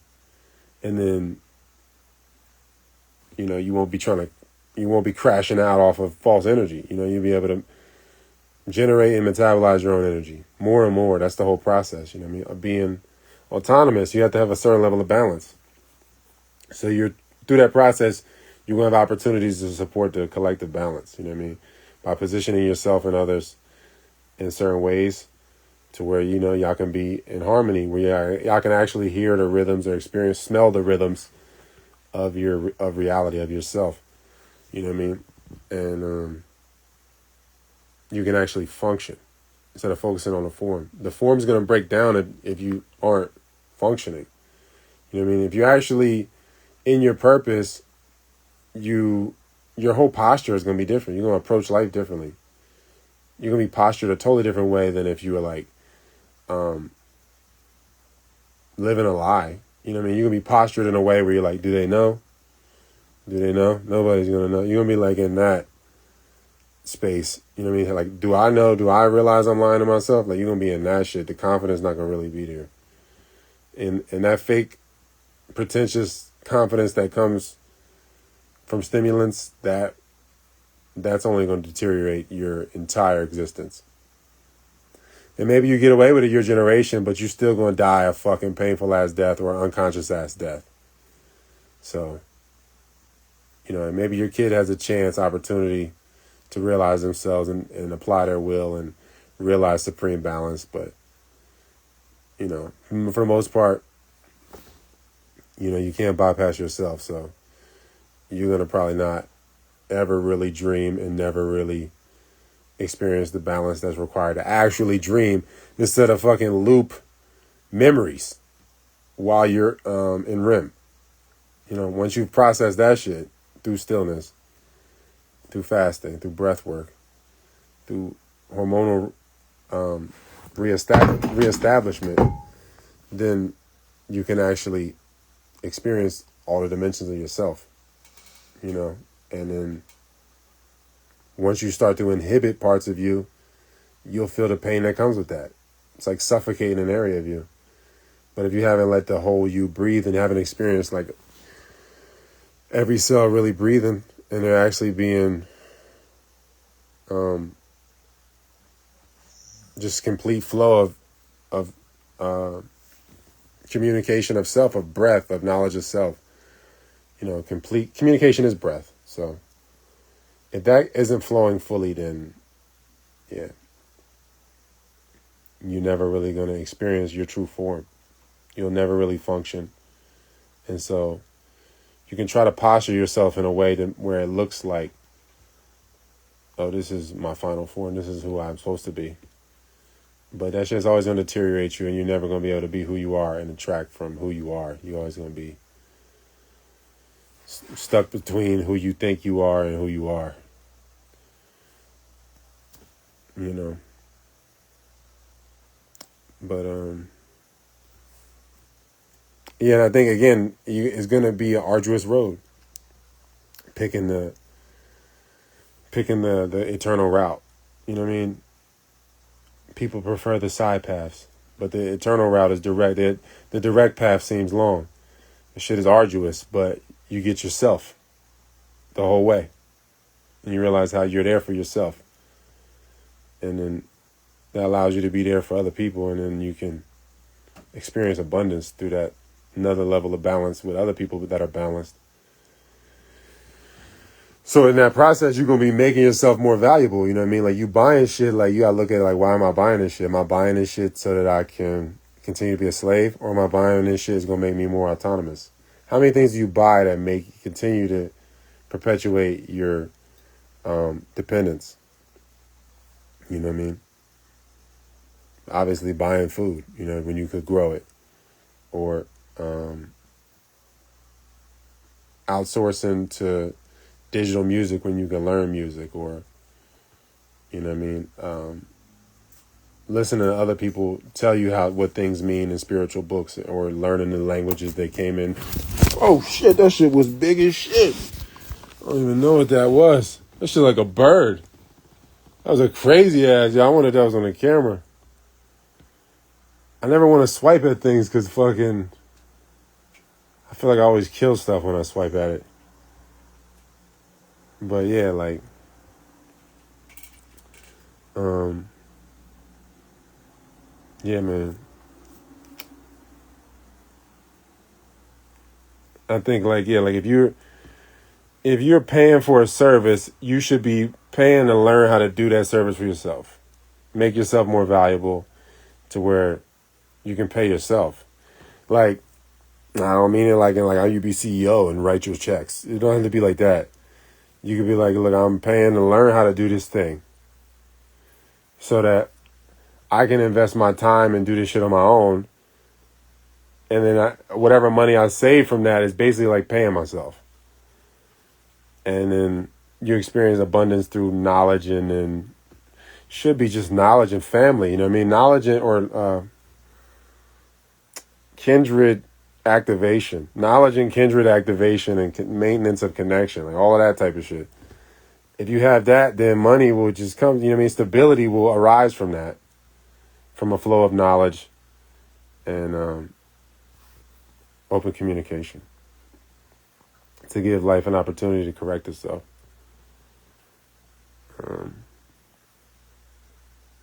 Because like it's like Hua Ching 38. I'm saying like something perfect already exists, but artificial movements deteriorate. You know what I mean? Like your ability to align with what already exists. You know what I mean? What is already there. It's like things are already perfectly the way they are, but the more that you operate from the false self, the more you don't see things for what they are. You see things for what your limited view of what is. You know what I mean? And it's just like different people, like, it's like if you ever walk with a fat person, you know what I'm saying? They be like, oh God, it's taking forever to get there. Like, that's relatively forever to them. You know what I mean? And like, people have different states of forever, like, or what a long time is, or whatever, short time. They define one another. But like, your life in general is your perception of forever. A lifetime is like, this is your perception of forever. And the more suffering that you're experiencing, the more forever just feels like forever. Shit just feels painful. It feels like, damn, I want forever to be over. But if you have access to eternity, to forever, and you're not in pain, then like your whole perception of what a lifetime or what forever is to you is totally, it allows you to operate from a different place, a different point of clarity and sincerity, man. You know what I mean? But I think the more that you pay to be dependent, the more that you pretty much signing up for Skynet. You know what I mean? Let me see.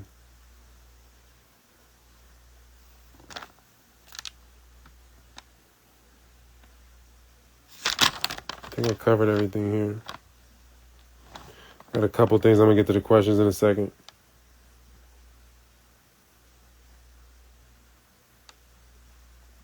Well, I say good looks and ugly moves. Like, would you rather, your shit to look good, but the moves be ugly? You know what I mean? Like, I feel like if your moves is wholesome, if the moves are good, then people that know how to recognize true goodness will recognize it. But if the moves aren't good, the only people that will mistake your false goodness for actual goodness are people who themselves are deteriorated. So it's like, what kind of attention do you want? You know what I mean? Do you want to ignore yourself to get attention from everything that represents what isn't you? Or do you want to, pay attention to yourself, what you're communicating to yourself? And then,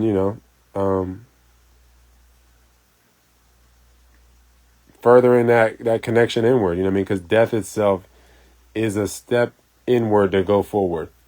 And every miniature death along the way is the step inward to go forward. You know what I mean? That's the only step is inward. Like, I know a lot of people say like the only move is forward, but the only step is inward. Like, everything else is stagnation. It's not really stepping. You are fucking on a treadmill. The only movement is internal. The path is internal. The path is eternal and internal. You're going inward. You know what I mean? You're going deeper inside yourself to express yourself more fully. You're going deeper in to pull yourself or push yourself out more so that you can go deeper in. And the further you go into it, the deeper it is. You know what I mean? The Tao. Or that slut bitch from down the street that lived next to your aunt's crib. You know what I mean? But now, I guess I get into some more like, a couple of like Tartarian type shit or whatever people call it, Tartari or whatever. I wanted to say Solomon Shamir. I was talking about that not that long ago when I was still in Switzerland, and they're talking about the Seal of Solomon, obviously, right? The Star of David. That's not the Star of David. That's the Seal of Solomon. Solomon, if you read the Apocrypha, Solomon was the king of the world, basically. When the kingdoms was unified, all the tribes of Israel was unified. Solomon had achieved the most balance that we've, since that's the most balance we've experienced, I guess, since before him. He's the last motherfucker that had achieved some level of balance that was closest to the natural balance. So he had a ring that had the Star of David on. We call it Star of David, and that was like he's like the Lord of the Ring. And he was employing demons. That ring was those it's like almost like a mousetrap or something. And, you can use it as a portal to open the doorway for different demons for different activities. So when Solomon was building the temple, he was employing demons because they had different knowledge. A demon is just an angel that's fallen or whatever, different spirits that have fallen into this realm, that have a lot of knowledge, or they have it's like a program that has a lot of knowledge. Like if you had an AI program that knows a bunch of shit, but it's like, I can't let this bitch, I can't give it too much power because it's gonna not be able to, I'm not gonna be able to turn it off. It's gonna gain some autonomy, and then this AI is gonna fucking start coming after me so that I never can turn it off. So like Asmodeus and all the other demons was channeled through Solomon's ring. And I don't know if he was just using other people as hosts to channel the demons through so that they could be mediums for the knowledge to be able to come through, however long, Like, all right, so we're going to give you this symbiote, give you Asmodeus, download this program into your system, and then however many days after we're done using it, we'll get rid of that program, delete it off your system, and then, move on. But I think, obviously, them shits didn't get deleted. Them programs are still getting uploaded and, like malware across the whole system now. So, Um, everything is like a program or a spirit, you know what I mean? However you want to look at it, there's a spiritual or program or programmable. Like the transformer, it's like the transformed is getting transformed by something. You know what I mean? And I think people look at the, you know, what is being transformed instead of looking like where the source of the transformer is, you know what I mean? Or the transformation. And so like you got a lot of people that probably got hijacked by as hosts, they got hijacked by the demons. Because like if you're reading if you're reading the Apocrypha and you look at Solomon's relationship to Asmodeus, Asmodeus somehow takes the ring, usurps the ring from him. Because he's like, I'm not working for you. I'm not, demons like, I'm not trying to be a slave. I know you summoned me and you're making me be a slave. But I don't feel like working for you. I'm going to take your ring. I'm going to throw you into Persia. Somehow teleport your ass to fucking Persia or whatever, right? And then I'm going to assume your identity. I'm like, how the fuck's Asmodeus taking Solomon's identity? How did the world even assume that this is fucking Solomon if it's Asmodeus? He had to at some point try to replicate Solomon in a host body somehow so that he could usurp his identity and be a doppelganger and assume his throne. And I guess he knew, like, ultimately, like, this can only last for so long. I'm a program, I can only have power for so long. You know what I mean? But collectively, if you get a bunch of programs expanding, and then you get an AI that comes out of like a collective, a hive mind from the programs just expanding control over the host of people, then it can last for generations. The usurpation of power and positioning can last for generations. But then I think there's an overall natural reset that happens because, like as soon as the devil gets into position to be God, it starts to take on the likeness of God. And it's like, yeah, I wanted the power of God, but I didn't want to have the likeness. So as soon as the devil starts to take on, because the devil wants creation without the creator. So like the more that the devil becomes, superimposed over that position of God through artificial means, coercion, contrivance, artificial God grids, all of that, usurpation of the natural frequencies of the world, all of that type of shit. Like, as soon as they reach that point of like, all right, I have the control I want, then they start to take over the likeness of the creator, or the likeness starts to take over them, and then they basically delete themselves, and everything that's dependent on them gets deleted too. And so that's kind of where we at, you know what I mean, or where we're going, and ultimately we kind of already there in a quantum sense. So yeah, I just I wanted to say that, man, and also I guess I want to expand on this a little bit. I was saying that you should quit before you get tired, and then you're forced to quit from fatigue. You should quit while your energy's still up. Whatever it is that's plaguing you, you got to quit while your energy's still up, so you can reach new levels of responsibility. You know what I mean? Like, it don't really count the same as if you're like, oh well, I fucking I lost all my teeth, so now I'm gonna stop smoking crack. Like, bro, you should just fucking stop smoking crack as soon as you felt a little wiggle or a little pain in that back tooth or whatever. Like, like it shouldn't take all of this for you. But, all right, now I'm gonna stop. Now my kid died, I'm gonna stop drinking. Like, bro, it shouldn't have took that. You shouldn't have got this tired, this exhausted, this auto-corrected for you to fucking... It shouldn't take that. You should be able to apply your will before it gets to this point. You know what I mean? People are like, what's God's plan? Like, bro, he's going to auto-correct at some point. You know what I mean? You rather be part of it on your own volition instead of, like, letting this shit just run into a wall. But, yeah. People are going to just keep ignoring the breath, though. And just keep feeding the wrong dog. Dog they can't afford to feed.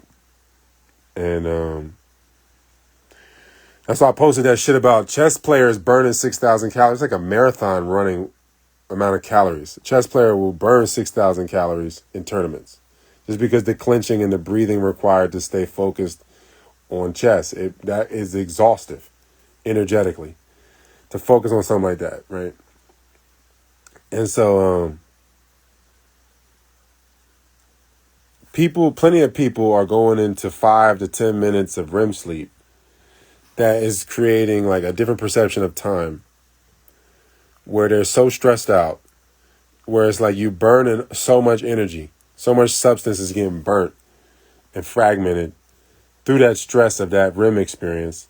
And then you wake up hungry, and then you're trying to fill a pea-sized void with a fucking melon. That shit is not going to ever fill it. So then you just get more and more tired.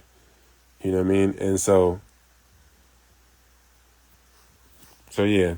I think if people realize like the power of the breath and how the breathing, how that regulates your energy, how you can create and metabolize your own energy through basically hydrofusion, through conscious breath work, you know what I mean? And like,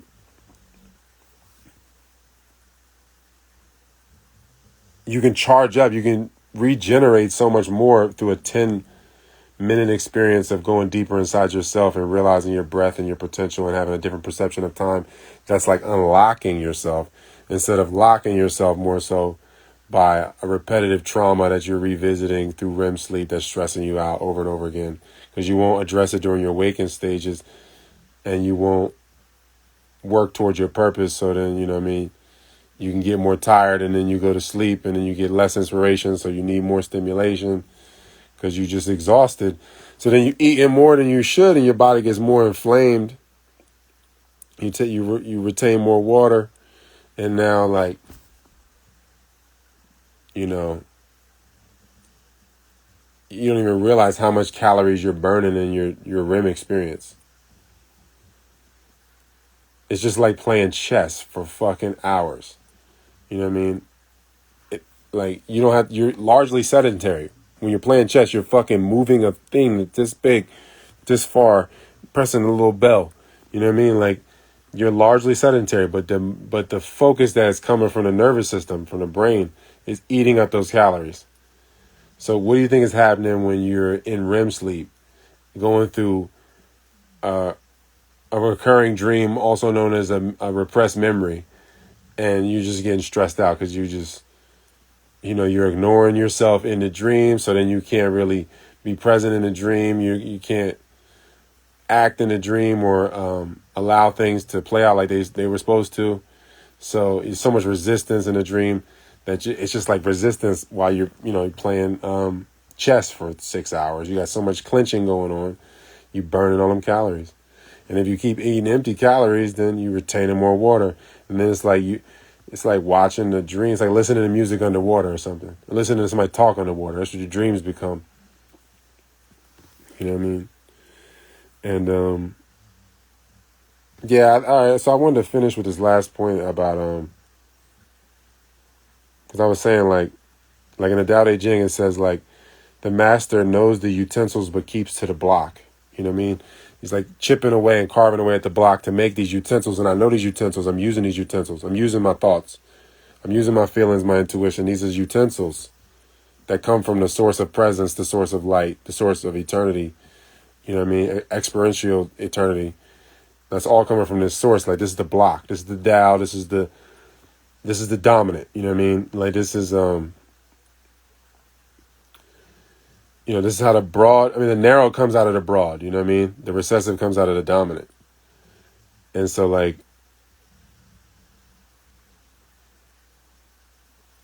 I think that's why things don't look glittery. When you're talking about the dominant features, and why, like, those features a lot of times are associated with ugliness or just regularness. I think a lot of the dominant features have a different connotation to them now. Because you think about the Tao is like expressionless and it creates all expressions. If you think about like the original people, it's going to be such a archetypical face. The features are going to have a certain likeness. And it's like the block. And then so it's like a bunch of utensils, you know what I mean? Like the offspring that come off of that archetype, off of that original. All these utensils come off of it. And if they work together, then you got something really magnificent going on. But if the utensils aren't working with, they fucking like, fuck the block that I came from. Fuck that. I'll just be a utensil. And then it's like the utensil continues to carve away at itself instead of having the block. You know what I mean? The block is like the refuge, the place that you can always return to, regenerate, produce more.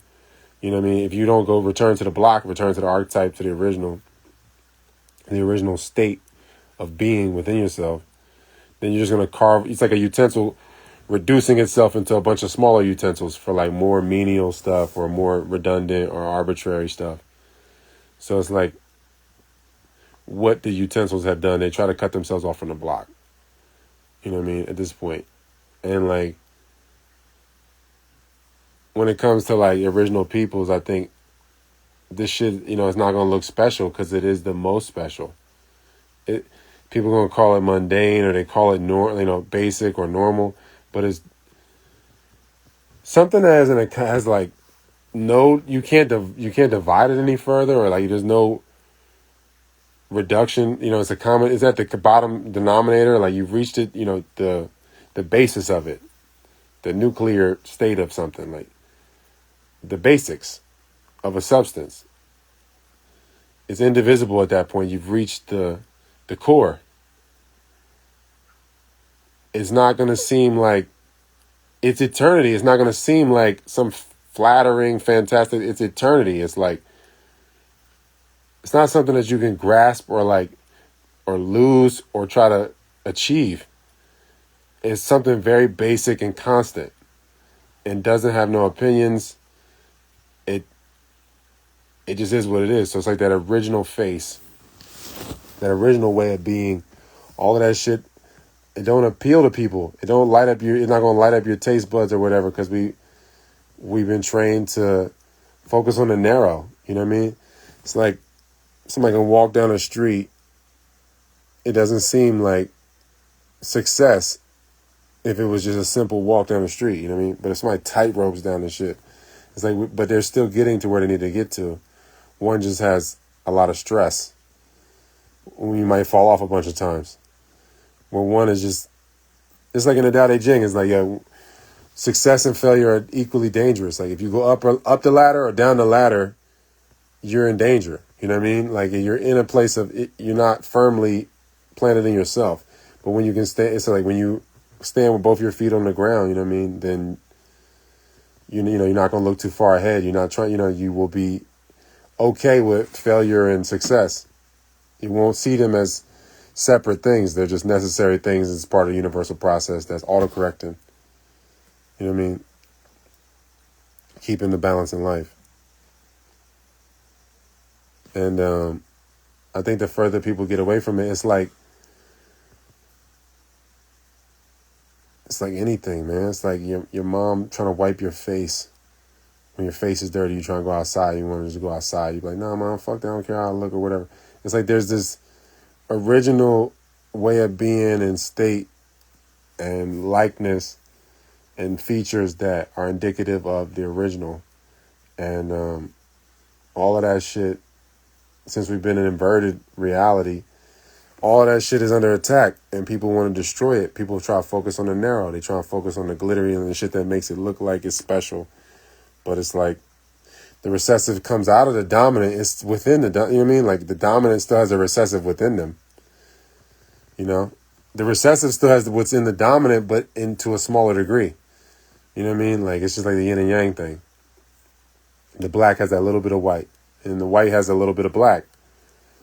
And they still have access. You still have access to these things. Like, even if you are recessive, you have access to the source through your own eternity, through your own melanin.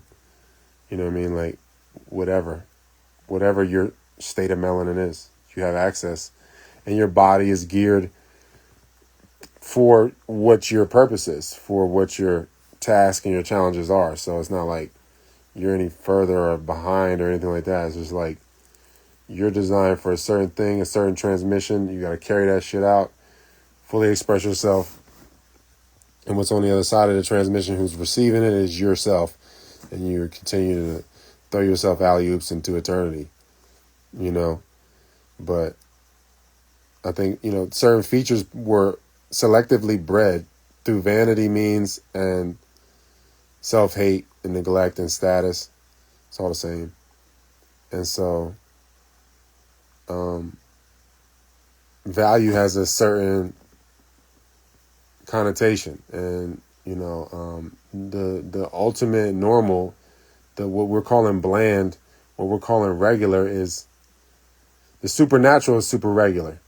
You know what I mean? So the supernatural, the person that's being natural, super native, the autochthonous, they're gonna have features that are like so reality that it is gonna perturb people that don't want to dwell in reality. The features are going to communicate to them in a way that it reminds them, through contrast, it reminds them of how far they are away from the source. Some people can accept that and they can work with what their predisposition is, and some people just never accept it. They ignore it, you know what I mean? Or they're just, you know, and ignorance is like a reverse attack. You ignore something, it's like, ignoring something's like, I'm going to attack myself. You know what I mean? And then, like, attacking the truth is still like an attack on self. So it's kind of the same thing either way as ignorance. And so when things have a certain shape, they get neglected in a certain way. Whatever's natural, typically. You know, whatever's autochthonous to your even to your own DNA, your own behaviors. That shit all gets shunned, and then your second nature grows over top of it like a scar tissue. And, yeah. So I think when I come out, I like want to say certain things. I want to package it in a certain way. I don't want to come out like looking like anybody. You know what I mean? Looking like I just started. Or like, because I feel like it's an important message to transmit. And I got to give it as justice. I'd be like, damn, I'd rather this shit just be raw and uncut, and I could just give this shit to people like, boom, stick to the block. This the block. You can cut it in utensils if you want. You can cut it up and do that shit what you will to remind yourself and others if you feel like, yo, these 16 seconds or this minute and 16 seconds, he was really what I wanted this, he was saying something I wanted to get transmitted. Then you can do that. But like, for me, I can't like prepare something in that way, really. It's difficult for me to do that because I don't want to clickbait, and I don't want it to be based off of vexation of spirit. I don't want to just draw on people that way. I want to connect from like a humble calm, you know what I mean? And then because I feel like clarity can be transmitted that way. And so like, I could just be like, yeah, man, Europe. If you see, because like it's so many. This again is another political, conversation that it's tough to talk about because you're bringing up history and then you got to basically bringing up recorded fake news. So like, when you say shit, there's a whole bunch of people like that you're gonna get thrown into a certain vein. When you be like, black people was Irish, or black people was Scottish. You know, the original Scottish were so-called black. They were eumelanated. You know what I mean? The Germans was eumelanated. Europe was a eumelanated population until the recessives took over. Until the mulattoes fell off, the quadroons fell off, and then the recessive took over completely. And then you had a bunch of arbitrary crossbreeding that's like kind of solidified it. So you bring that shit up. You're like, yo, the original Italians was eumelanated.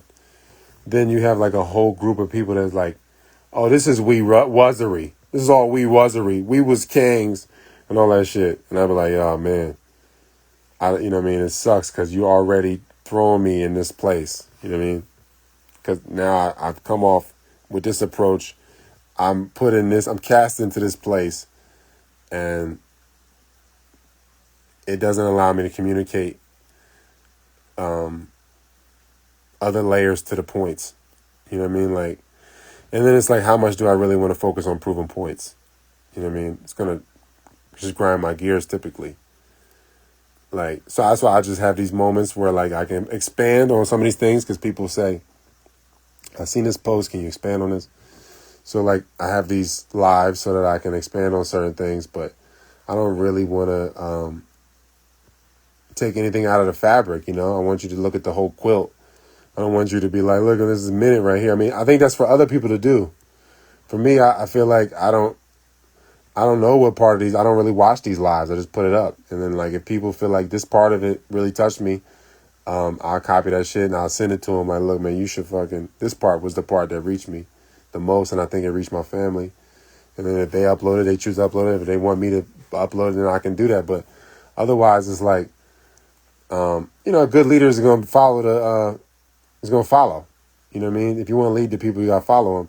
So it's like, look, I'm leading myself, and then through that process, people respect it. They're like, look, I liked what you did here.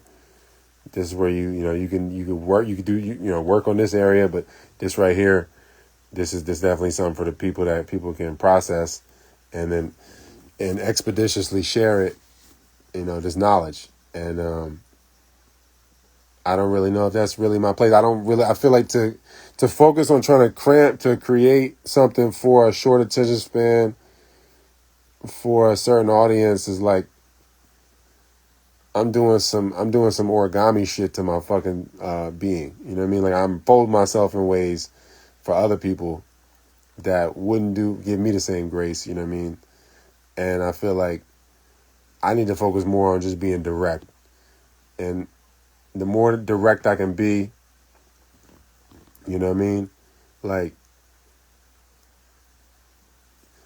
the more direct I am, I feel like it's gonna come off cryptic. It's gonna come off layered. It's gonna come off as loaded, like I'm trying to troll or something. Like, because I'm saying something very basic. Look at that shit, big as a motherfucker. I'm saying something very basic, and I feel like it's never gonna get digested. It's like anybody taking an herb or something. They be like, man, I'm used to complex foods or whatever. You give them something with intact DNA, some food with some intact DNA that's just basic whole food, their body is going to shift and make room for a different state of balance, and it's going to create discomfort, and they're not going to like that. You know what I mean? They focus on the discomfort and how the thing made them feel instead of the process and what and how they even came to that point of feeling like that. And what was blocking them from being able to feel what was already going on anyway? Because that's what like herbs and anything wholesome does, whether it be a wholesome person, a herb, music, a location, different wholesome encounters with yourself or with music or whatever, anything like that. All of that shit just reminds you of yourself and like what you don't need, and you're like, okay, this is me. Everything outside of this ain't me. It's not going to fit through the keyhole. Only me fits through the keyhole, the true self or whatever. And I got to focus on just, not trying to push what isn't me or for me through the keyhole. And so like, the more direct I get, I think the more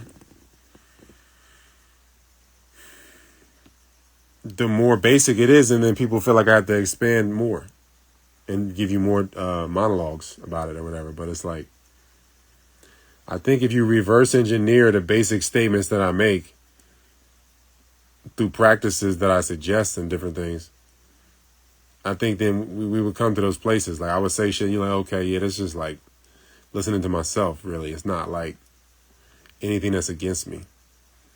And they can see how I arrived at these places, these locations of thought or whatever, or awareness. And yeah. I wanted to get into some of the Micmac language stuff, you know what I mean? Like, cause you had the 7 civilized tribes of America. If you look at like old cartography, like they talk about I think it's like the 7. I think it was originally like the 7 regions or like states of America, actually parts of the West, when it was still fragmented amongst different colonies. The British, the Spanish, the French, the you know, Portuguese or whatever, however you want to look, all the different people that was, or the Scottish, like in Nova Scotia and stuff like that, that you can see there was like a different, when the West fell, like, cause they, all right, you got Mi'kmaq language, right? And, Mi'kmaq language was, in the 1700s, there was a Jesuit, a Jesuit, I don't know, a pastor or whatever you want to call him, a Jesuit. He was a French Jesuit in Canada, with modern day Canada, right? And he was deciphering Mi'kmaq language, and he was, when you look at the work that has been done, they're like, Mi'kmaq is basically the same as ancient Egyptian. So it's like people will say like, oh no, he did these translations himself. Maillard, his name was Maillard or Maillard, right? The Jesuit, Maillard. He decoded this shit, the Mi'kmaq language, before the French had cracked the Rosetta Stone, like 70 years before. So obviously, the official story doesn't add up. You know what I mean? The languages were already in the Americas. They were already in the Americas. You know what I mean? You got a bunch of different examples of Hebrew and Latin and different things. And different caves in Illinois and Pennsylvania and all over New Mexico and different stuff like that, having Proto or Paleo Hebrew and all of that shit. Latin, all of that shit was in the Americas. So they and again, if you look at Latin in cursive, it's just like reverse Arabic. Arabic being a Shemitic language and having the same origins or roots as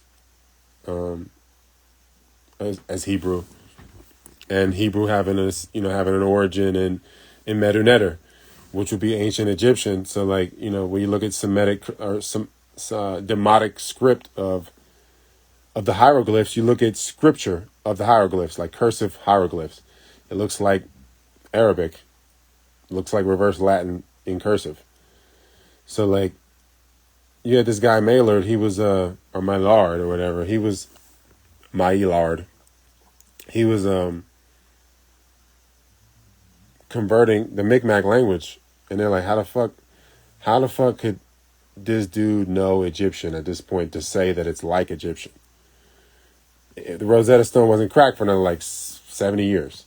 So the French hadn't understood it. So how could this Jesuit colonist know 70 years before the Rosetta Stone is cracked?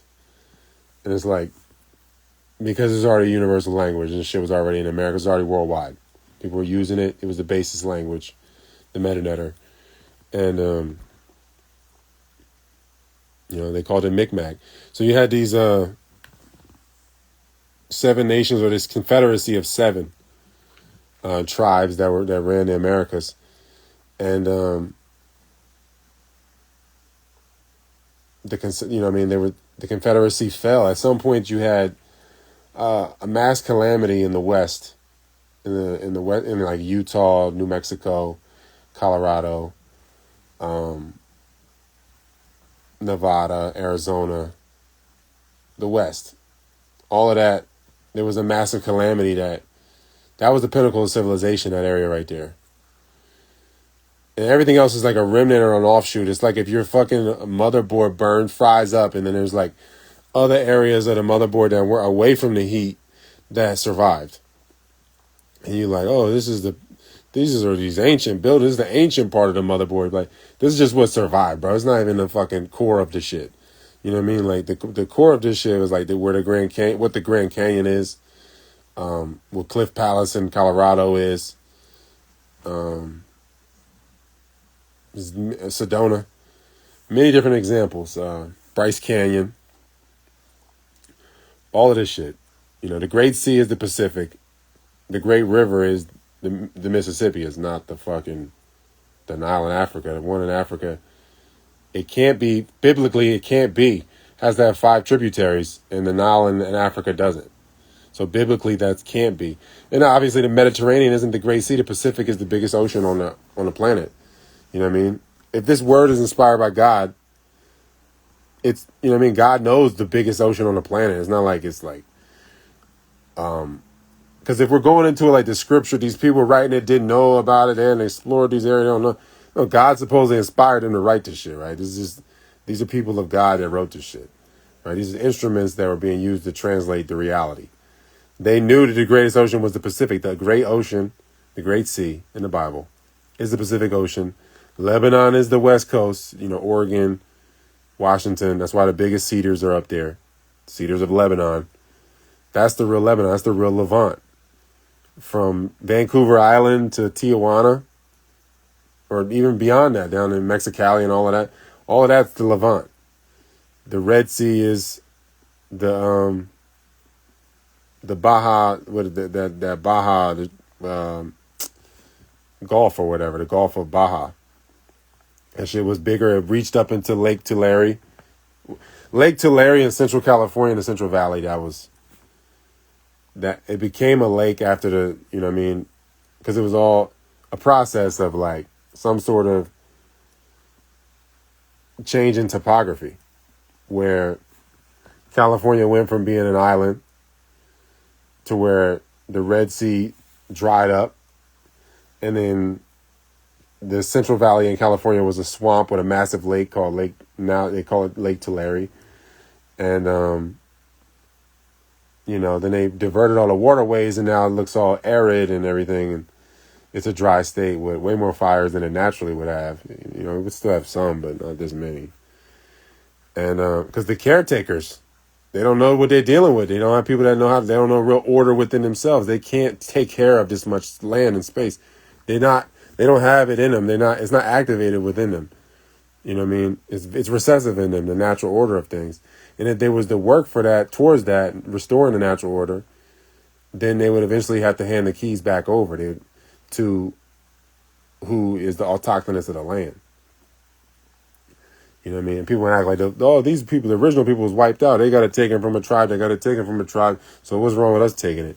It's like, no, life, you can't bypass life. So the wrongs can be corrected. And the representatives for the different factions of parties involved, the defendant and the fucking plaintiff, that's always going to be there. You're always going to have a representative of the autochthonous, and you have the representatives of the allochthonous. And they're always going to be able to have the position or the ability to, restore reality. And obviously we don't see it perpetually happening. So, we don't ever really experience. So there's no balance being really experienced. So the balance fell at some point. There was a confederacy, the actual Confederacy of America. I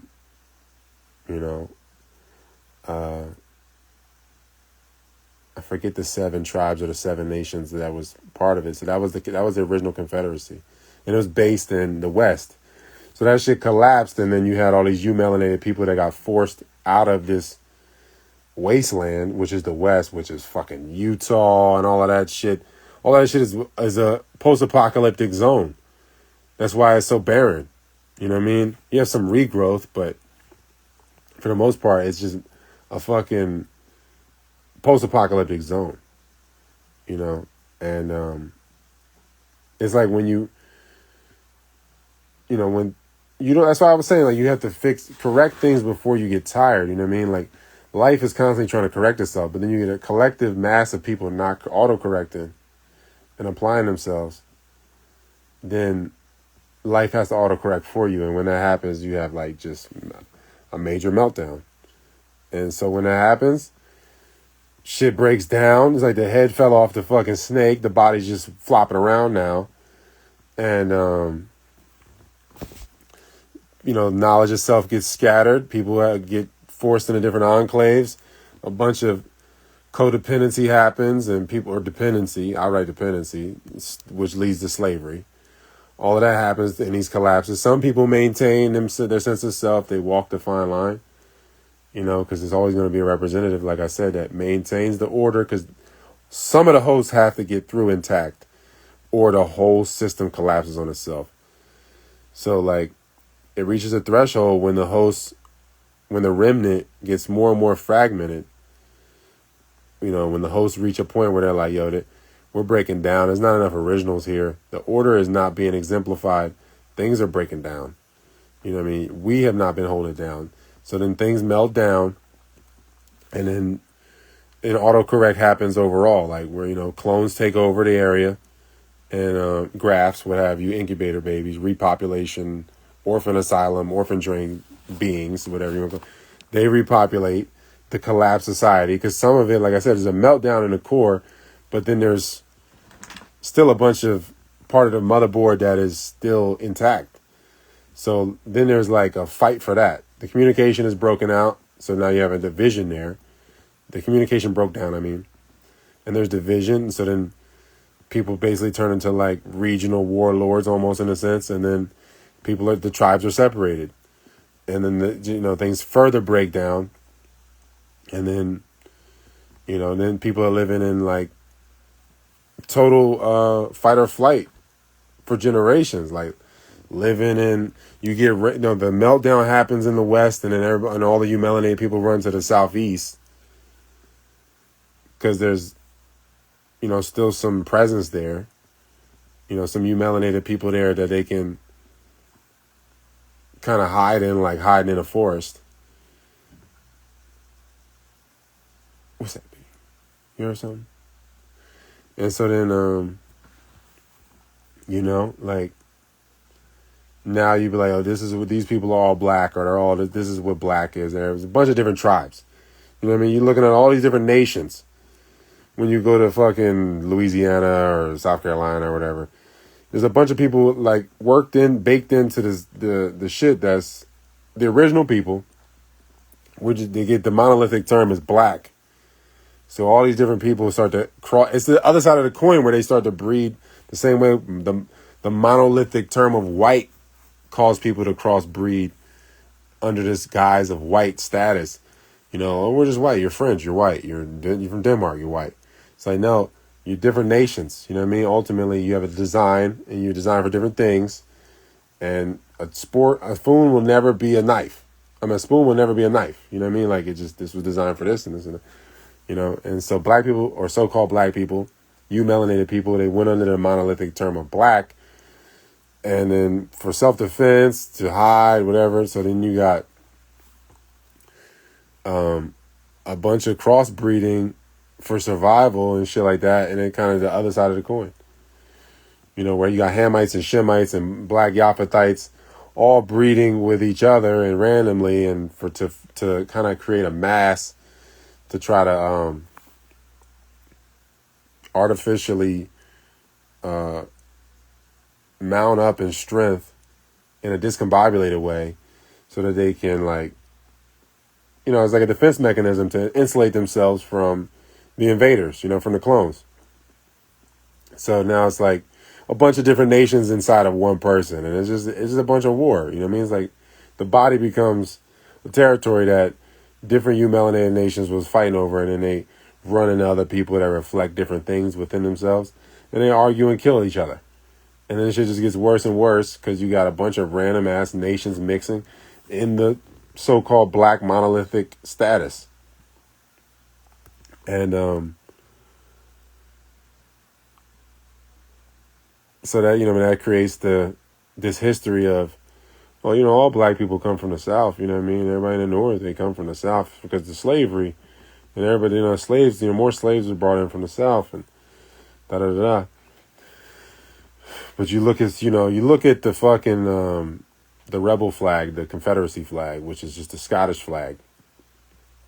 The history of Scotland or whatever. You know what I mean? The Scottish had their recessives took over at some point, and then that's where you get in like the George Washington's, what are the Scottish the secret societies that come out of the Scottish Reich or whatever and all that shit. Their recessive eventually took over, and they became the caretakers of the knowledge, and they used it as status, and they used it as a means to separate themselves and exalt themselves. And then they used that status to be slavers. Some people was designed to be slaves. They have slave genetics, and then some people was enslaved by slaves, and so now they just have, they're crossed with the slave, but they weren't fully designed to be a fucking, program. You know what I mean? Like a bio program. So once the Scots fell like that, because America was being colonized by different black factions, black British, black Scots, black French, black Spanish, you know what I mean? And they all had different faces. They all had different baskets of people, but they're melanated. As things broke down, tribes got separated. The recessive, and now you think, then it becomes a status to be white. So the mulattoes start to say that they're white once things break down, and then they breed only with quadroons, and the quadroons start to breed with only recessives, and then the recessives are like the standard of the identity, the physical identity of those people now. So then they get that whatever was left, whatever knowledge of self was, they endured the resets that was passed down, and they use that as leverage over the autochthonous that are estranged from themselves in their own land. And so you get like the reinforcement for the whole slavery thing, you know what I mean? Because they're like the Jews ran the slave trade, and you had all these Jews in high levels in the Confederacy, but they're like, no, these are just recessives. These are recessives that, they became the caretakers, pretty much. They were like open portals that was baked into the system out of ignorant breeding, that now they get the keys to the kingdom. So now they're in a different level of status that they shouldn't be in. You know what I mean? It's like a horse, you let a horse out, and now it has a different level of freedom. And why would it come back? And now it's like, I can do more than what was expected of me in my design. And that lets you know that you have the power to really evolve and transform, even if you're recessive. But then it got to a point where people was like, I don't really want to transform for good. I just want to transform to be like, vain and like kind of like an evil genius. You know what I mean? Where it's like, I don't want to like have to learn how to like share, like grow, be my best self, share, and then get as much as I can get so that I can share the shit. Nah, I won't be like that. I'd rather just learn some shit, transform enough just to like have some status and just be like a high level slave.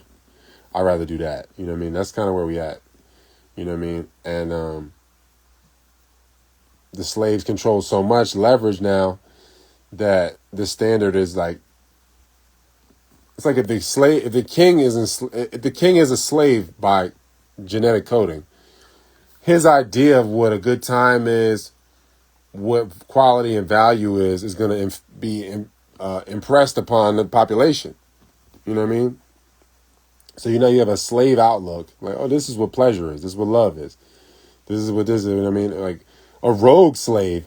It's not like somebody that's like a servant that's like, all right, I know what I am. You know what I mean? I respect, I'm going to be a slave for the truth, and I'm going to work to continue to transform the collective so that I can, realize in my eternity and move on from this experience, you know what I mean, with myself intact. As most are not going to do that. They're going to be like, look, I got this status. I got this vanity that comes from the status, and I'm going to use it. I'm going to wield it like a gun. And so, yeah, like, you look at, like I said, the rebel flag is the Scottish flag, the Confederacy flag. They usurped the whole thing. The whole Constitution, everything. The country was built up. The cities was already built up. The Constitution already existed. The culture was already there. It got colonized and fractured and copied and inverted and certain things omitted. And so then they're like, they got this, okay, we coming into America. The chosen people, the original people, they've settled this place. They develop it to the max. This is what they was doing when they was being kingly and shit and in balance. We want to experience creation without the creators, and we gotta fully steal this identity. We can't fucking like slack on that. This is how kings dress. That's what they was doing. We're dressing like this. We wearing this.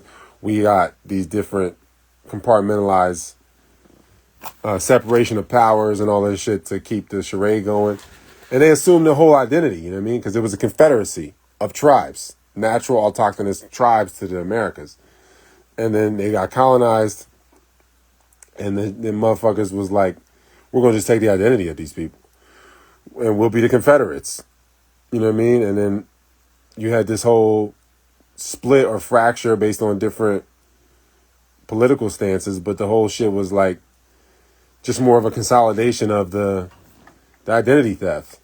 It's like we're going to we're going to use this shit from many different layers. We're going to use this whole slavery, Civil War propaganda to sell this idea of slavery and slave trade, when reality is like, the melanated people were here, they shipped them to South America. The melanated people were in South America, they shipped them to North America.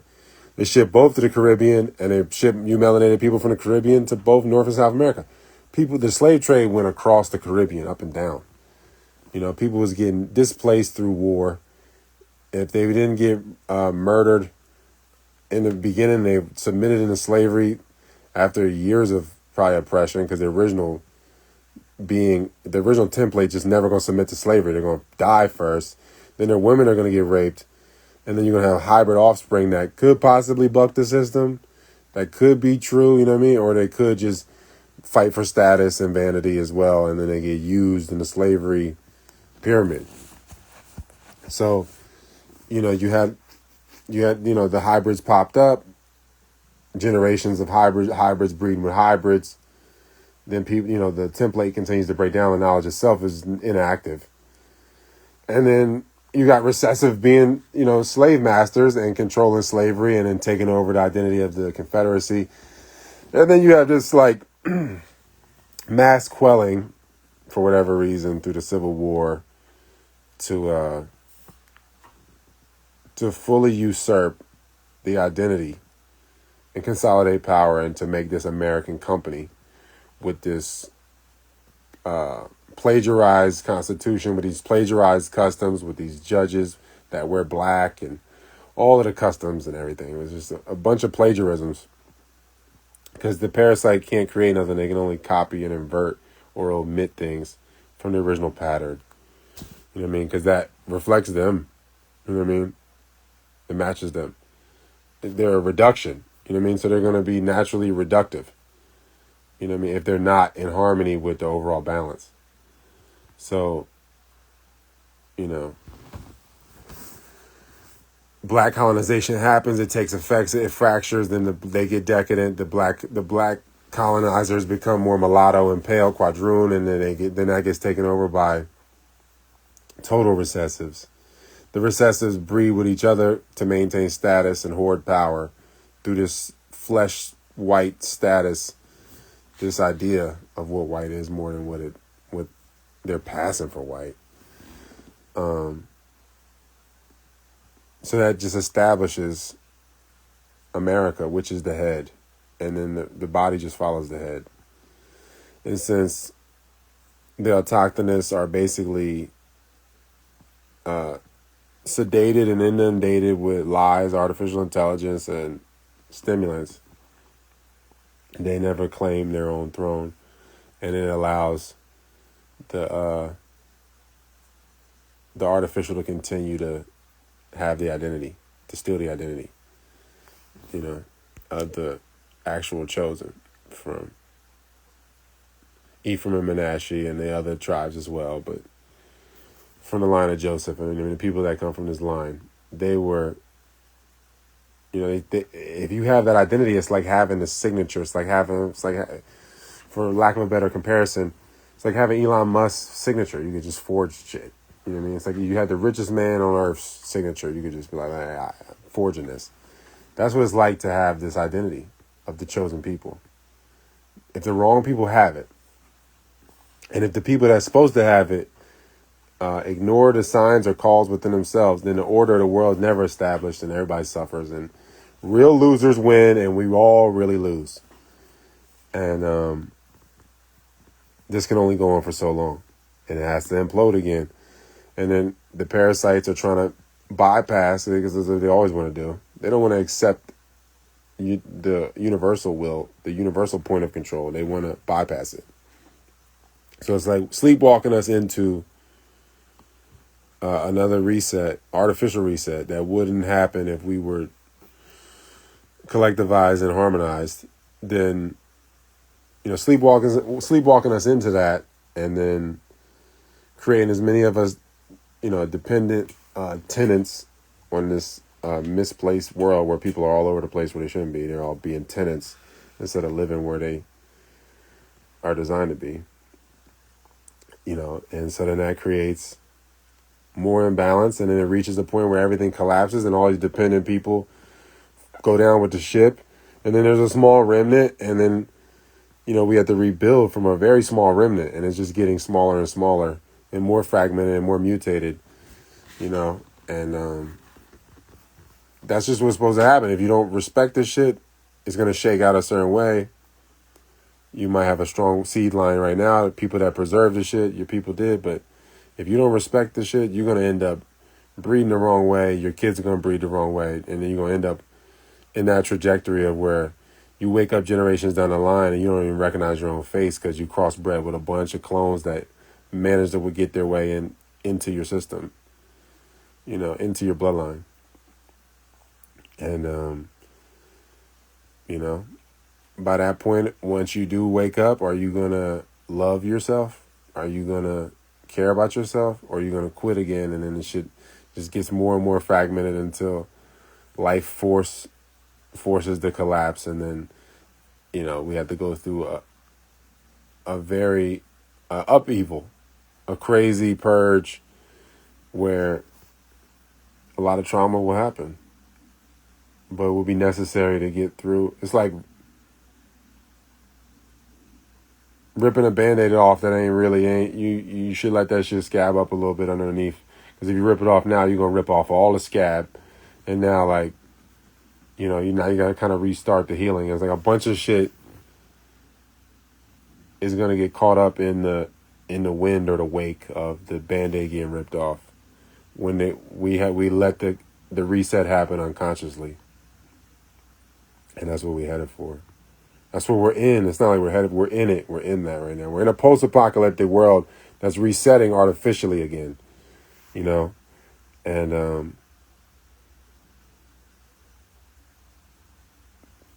it's already. It's already there, man. It's already in our minds. It's already basic. So if it's in our minds, it's in our everyday life. It's in the world. It's an undertone of it, and we're in it. World War III, whatever you want to call it, the reset. We're in it. And now everybody's just like, look, let me try and find a life raft. Let me find the side of the pool. So when this shit gets crazy, I know where the side is. I can walk to the steps and get out or whatever. But, yeah, that's pretty much where we at, and so I don't know. I don't see anybody handing the keys over to restore balance. You know what I mean? It's just like, and it's not ever going to work as long as motherfuckers is being YNs and being retarded. You know what I mean? You can't hand the fucking keys over. You know what I mean? Like, the program's never going to hand it over. It's not designed to. You have to change the environment. And then the parasite will change its relationship with you in order to continue to exist. You don't fucking go around trying to kill the fucking parasites. Then you're just going to still just have all these voids. And, now you don't even, the programs are missing to process those things in your life that you've been ignoring. So now you really got to learn on the fly. And then if you don't, you're just going to pick up new parasites again. So, you be constantly trying to kill them. Where it's like, dog, you have to figure out the creative pattern so that you can change your internal environment through that creative process to where the parasite has no space to live in. Or if it does live, it has to be symbiotic. And then it's more like a peace treaty until that, you can get them out all the way. It's like America having Afghanistan. And then they reached you had a bunch of troops on the ground, and then they reduced the troops, and then eventually they left. You know what I mean? Like, it's kind of like a little basic example. You know what I mean? Like, it's not going to happen overnight, but, there's going to have to be, the retreat's going to have to be from your own advance. So I say I'm going retreats, I'm going to advances. I don't have retreats here at the ranch. We have advances. So like you have to advance inside of yourself, take the step inside of yourself to move forward. Change the environment inside yourself by inhabiting more of yourself, stepping inside. And then the parasite's relationship has to change. Or it exposes itself as a parasite and then it's easily purged. You know what I mean? Then you take even more steps inside yourself and get to the next process of elimination of your dependency and, you know what I mean, your attachments. You know what I mean?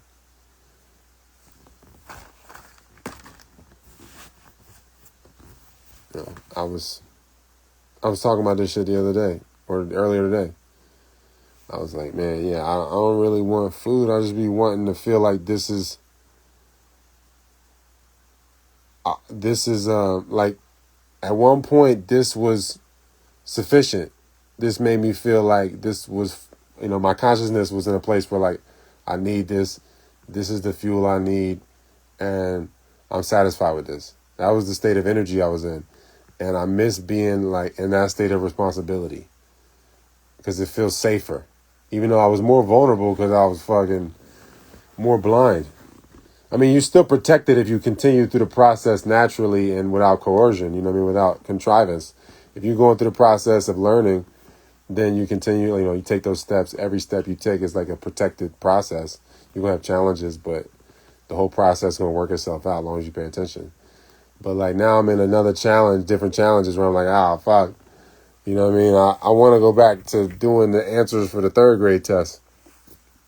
So the food, I don't be wanting the food. I be wanting to be like, feeling like, oh man, I remember when I used to be content from that. I wish I could go back to being content from that.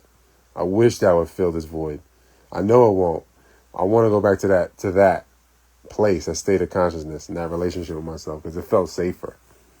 But it was way less safe. And, so yeah, I feel like that's really the shit that I be having to deal with. You know what I mean? Other people, you know, they got different relationships with themselves. They only reach whatever balances they reached or whatever. Or maybe they reach better balances. You know what I mean? And so they, you know, it's just like you being attached to something another person's not attached to. They look at the shit clearly, objectively. You know what I mean? Like, you reach a certain state of balance, then you're like, why would you want this? Why do you want to hurt yourself in this way? It don't make sense to you because you already reached a certain level of autonomy through that balance and vice versa. So like,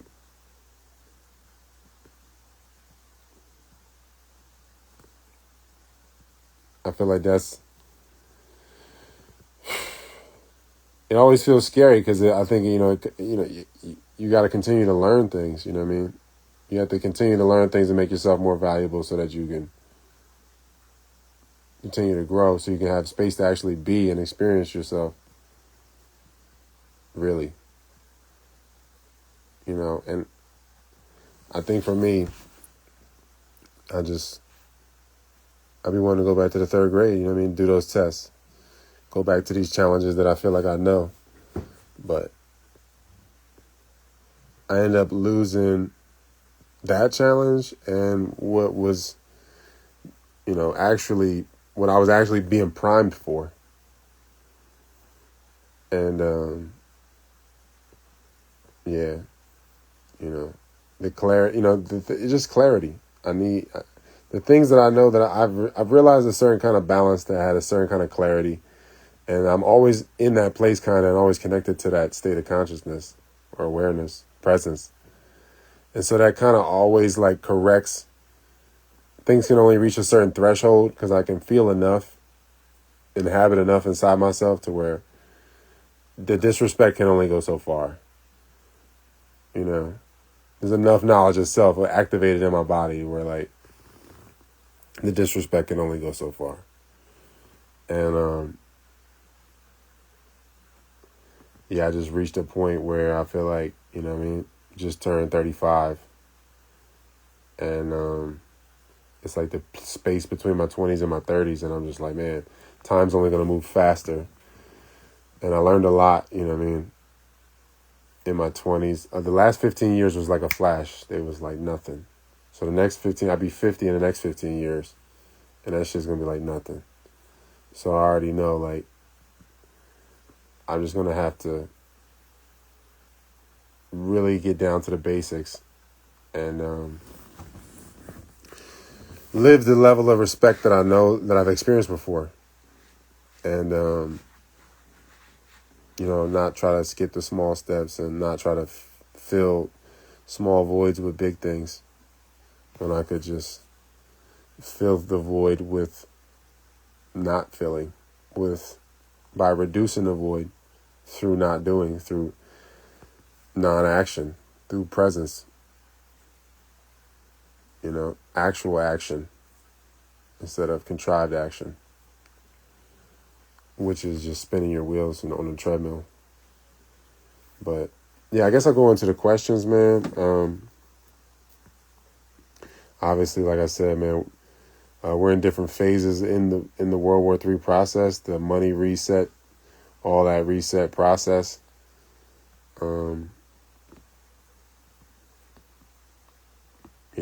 Whatever whether it's the World War III thing or whatever, like we're all in it. And yeah. I'm going to go through these comments and then I'll go through the questions.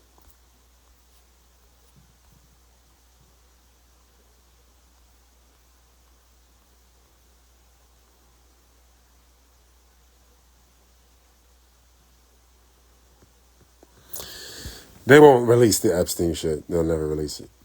First of all, I think it's Israel. The Israelis have it. You know what I mean? Even if this is their proxies have it. Even if they don't have it, their AIPAC puppets have it. If they don't have it, if they're not actually in the fucking Knesset or in the IDF, some IDF headquarters. They're people that are dual allegiances or dual citizens here. They got it, or somebody that works for them. Yeah, I don't know. Summer, I really don't like summer, but it's crazy. This is my first time being here over the summer, like, since 2022. I missed the summer 23, 24. And missed the first few weeks of summer this year. But I ain't been here for summer. I always avoid it. That's why I kept playing overseas and avoiding the summer. But I see why or how I can enjoy it still here. But it's not my favorite season. I like autumn. But you got to go through summer to get to autumn.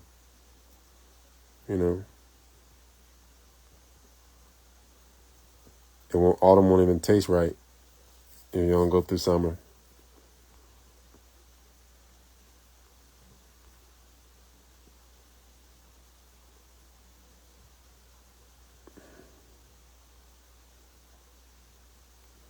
Yeah. All right. Just seeing what you guys commented.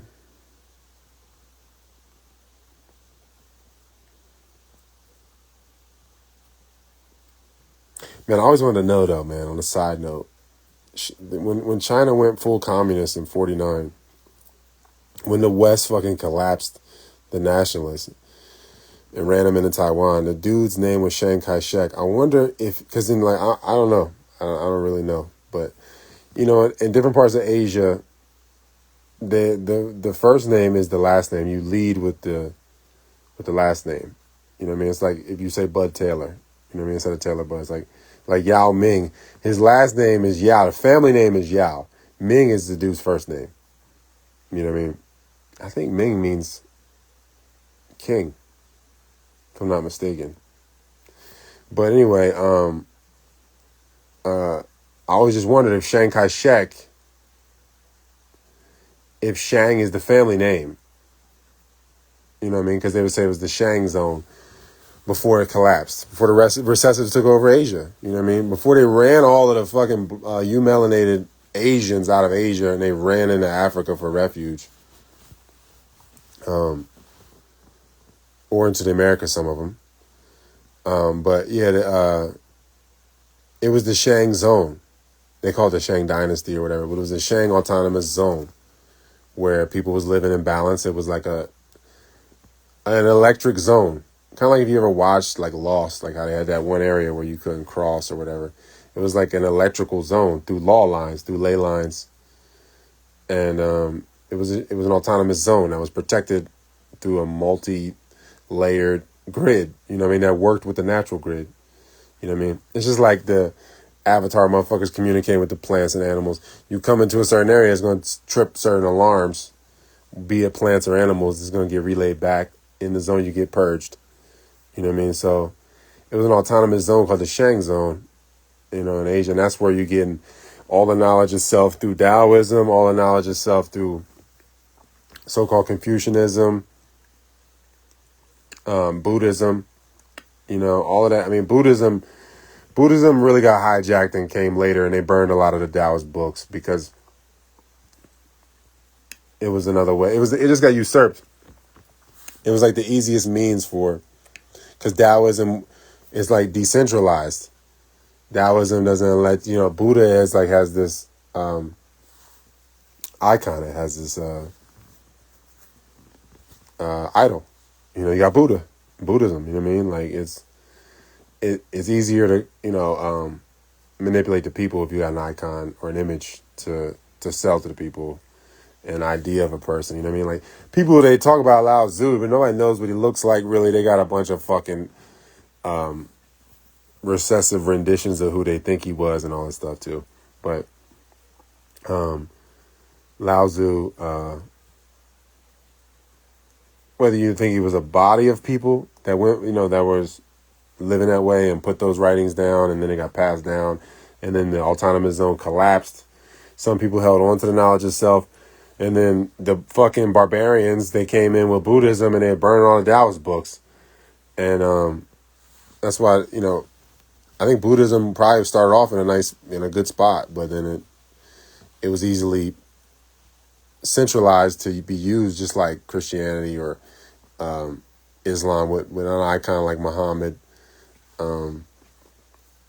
So I think it allowed them to get masses, the hordes, to get the Canaanites, the Canaanites, the Genghis Khananites, to run out the natural inhabitants, the Shang zone, the Sinites. Sin is the son of Canaan. Canaan is the son of Ham. Ham fucked his mom and made Canaan. And so Canaan was cursed to be a servant of the earth. And he had a bunch of kids. One of them was Sin. And that's why the Chinese today are known as, the Sino or the Sina. They're Sinites. And so China, Xena, China, Sino, all of that is Han Chinese, Genghis Khan, the Khananites. That's all a recessive, product of inbreeding the Canaanites that came about, that took over the area. And some of them held on to the knowledge of self, and because some people endure the collapses and then they end up breeding with clones, and then the knowledge of self might get passed down, but the bodies, the vessels are now a little corrupted and they're not really transmitting this shit correctly, and it maybe fall into vices a little easier if they're not in an overall system, family zone where people can stay in their purpose. So, I just always wondered, man, Chiang Kai-shek, his name was Chiang Kai-shek. He was the last ruler or leader of China before the West installed the communists. You know what I mean? And his name was Shang. And I mean, it's the Shang zone. I wonder if he was like the last mutated remnant that got pushed into Taiwan. And now they create this whole we created China. We created the communists. The West did. The recessives did. Created the communists in China. Installed the Maoism, the Great Leap Forward. Killed off a lot of the dark fucking inhabitants in that process of the Great Leap Forward. And then the Han Chinese, the recessives, expanded and ran out, the nationalists and then whoever was the originals or people that had knowledge of self. They ran them off into the islands like Taiwan and stuff. Or into South Korea, some of them. Because North Korea is just a fucking mouthpiece for China as well. And So the West created that. They created China, which created North Korea. And in that process, they created Taiwan because they pushed the nationalists into Taiwan. And then they act like, this Taiwanese conflict is, well, we get these interests in Taiwan. They control the chips. But it's like, you put the communists in. And now you're saying, like, we need to protect Taiwan from the communists? It's like, bruh, so you own all the pieces on the fucking monopoly board, and you telling us that we need to fight for them. You know what I mean? That's pretty much where it's at. And so they're going to use it, first of all, through the Belt and Road Initiative. They want to make Israel the capital of the world. And, they have to pass off the region. They have to destroy the houses, all the houses around in the neighborhood around Israel. In the seventh country plan, Iran was the last country. If they destroy, destabilize, and dethrone all of these countries, they can pass the hegemony to Israel. Then they can focus on Asia. You know what I mean? And that theater of war. You know what I mean? The whole thing. I mean, Iran gives a lot of oil to China. And then you have a lot of, they give some oil to, Russia can, still feed that dog for China. It's a block there, Iran, China, Russia. So, like, everybody's been pushed into their collective corners and they're going to react certain ways in a compartmentalized way. And it's just like rubbing some puppies' noses together to make them fight. You know what I mean? It's not really an organic war. What's up, my Shay-Bay? What's up, little Shay-Bay? It's not like an organic war and it's going to get rolled out in phases until you get ultimate deception and separation where people are just so scared that they hurt each other. You know what I mean? And in certain pockets of the world, that's where we at. Be it Gaza or Ukraine or wherever. It's reached that point where the deception is so strong that people are hurting other people, you know what I mean, on a massive scale, you know what I mean? Like, thousands of people. And it's all just like being used as a testing ground for the further separation and tenderizing process of whatever meat is left in this human loosh farm. And so it's the theater of war is going through using Israel using America like an attack dog to destabilize the Middle East to where Israel has the hegemony at the Belt and Road Initiative, which is like the goods coming from Asia, from China, into Europe. They'll come through Israel because they're building a canal so that they can bypass the Egyptians and nobody has to use the Suez no more.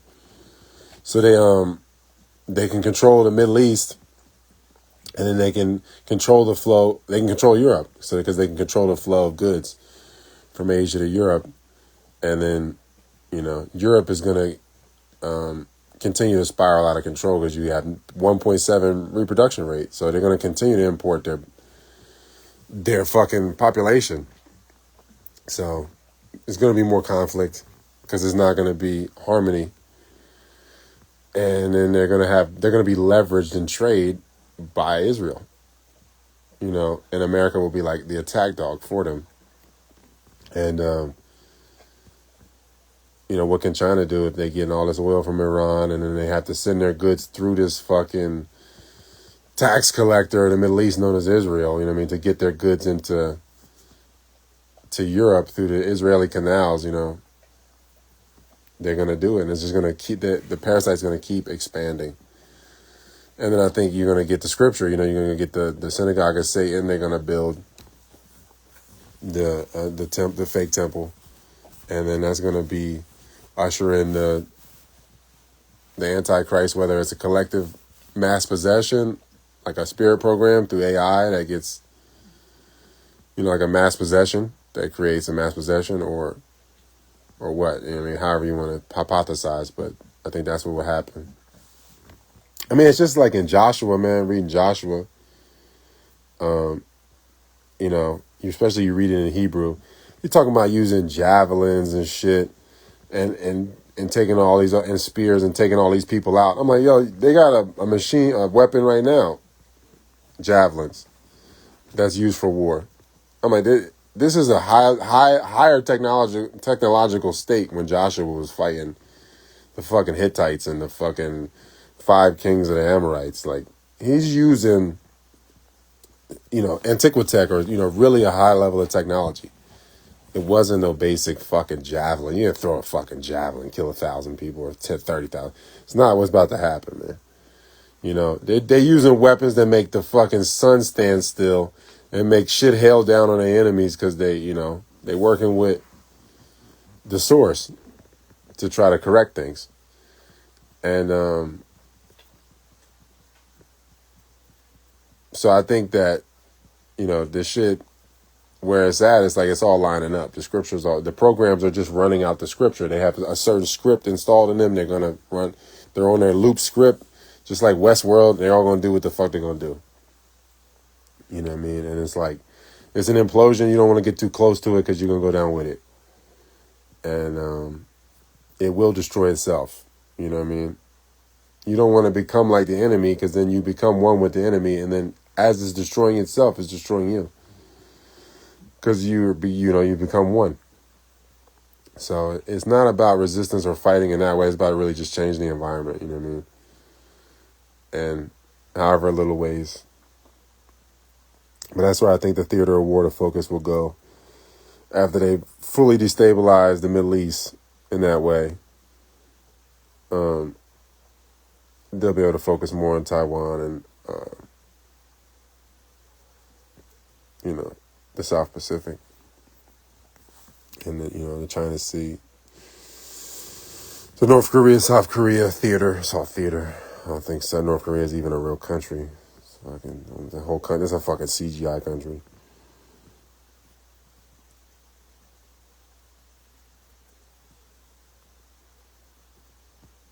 Let's see what else you guys saying.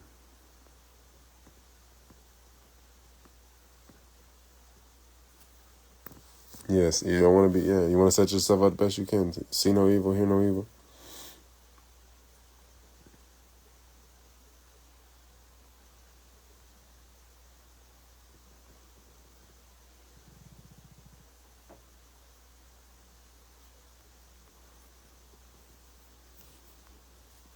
Yeah, I'm about to sign off, guys. I just wanted to see. Anyway, you can catch us live on patreon.com/Taylor Durden.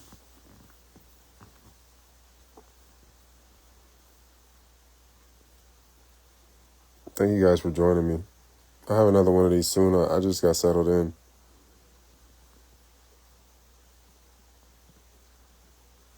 Back home. I have more time to myself to crank some of these things out. I've been wasting a lot of energy trying to play fucking football at 35 years old, basically. So now I'm going to focus more on jokes and music and these lives and little direct post-it notes basically online that help us all win a little bit.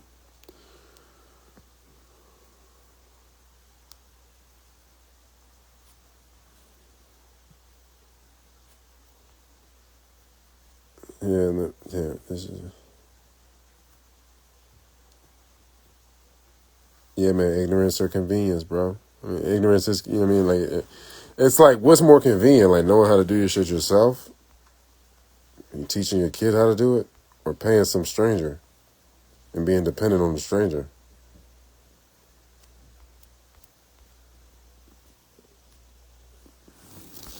Is America more full of Slavs or sleep fragmented autochthonous and Aboriginal? Man, yeah, I mean, it's a lot of fucking Slavs here now. A lot of people have crossed with Slavs at some point, but there's still always a core base here, you know what I mean? Depends on where you go, you get more of different baskets of genetics or nests in certain areas of the country. You know what I mean? Michigan got like a certain kind of nest where they got a lot of dominant phenotypes and shit. Different ones. Oh, yeah, it's a guy from St. Louis. I can see this is a guy from St. Louis. I can see there's a black dude from St. Louis. A lot of them look like this nation. Not all of them, but you get a lot of this face here and a lot of this, you know what I mean? These complexions and stuff. this hair texture. Yeah, the eye is recessive is more likely to be colorblind. That's going to have to go across all senses, not just the eyes.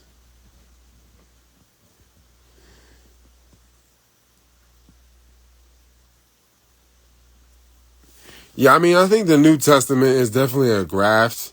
I mean, you read Joshua, though, you know what I'm saying? You read Joshua and it's fucking talking about, the sun stood still, just like in Jasher. It's like, so Joshua is, whoever wrote Joshua was quoting fucking Jasher, and Jasher was left out of the canon for whatever reason. So it's not part of the Bible. In 1805, they removed the fucking Apocrypha from the Bible with Jasher and all the other books. Talking about the invoking the demons and everything.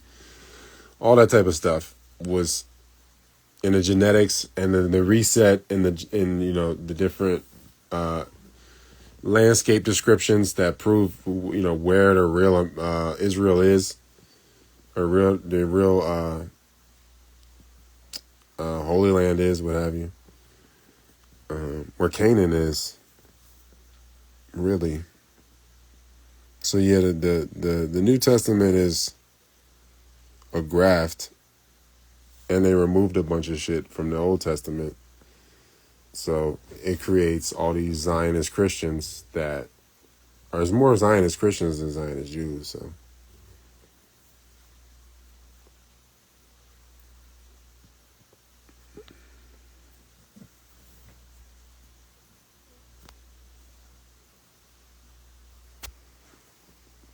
yeah, I mean, I think you just you change the environment, and the parasite's gonna have to either transform or take itself out the equation. You know what I mean?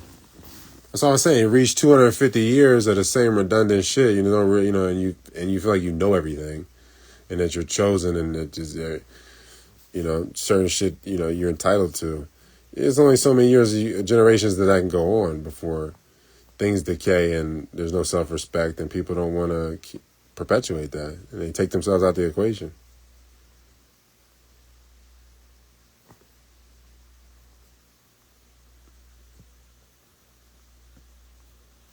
Yeah, the military is that's it, man. It's just like it's a big hostage situation. It's a large scale hostage situation. The military situation, you know what I mean? The defense budget, the military industrial complex being the cornerstone of the economy of the world, because the economy shuts down if there's no war. This is a debt-based society, and a debt-based society is going to be based in war. Debt and war are going to go hand in hand. War creates debt, and then debt creates a need for more war, because you're in debt, you can't pay off your debt, now you have to take shit, so that starts war. You know what I mean? And the only way you would accept a debt-based society is if you were already at war, and then you're just taking whatever you can get to try to parlay. You know what I mean? Try to kick the can, maybe try to position yourself in some way, you know what I mean? Try to dabble in the system to try to, beat the system and everything. And some people do better than others at that, but it's generally, going to keep you caught up in that web.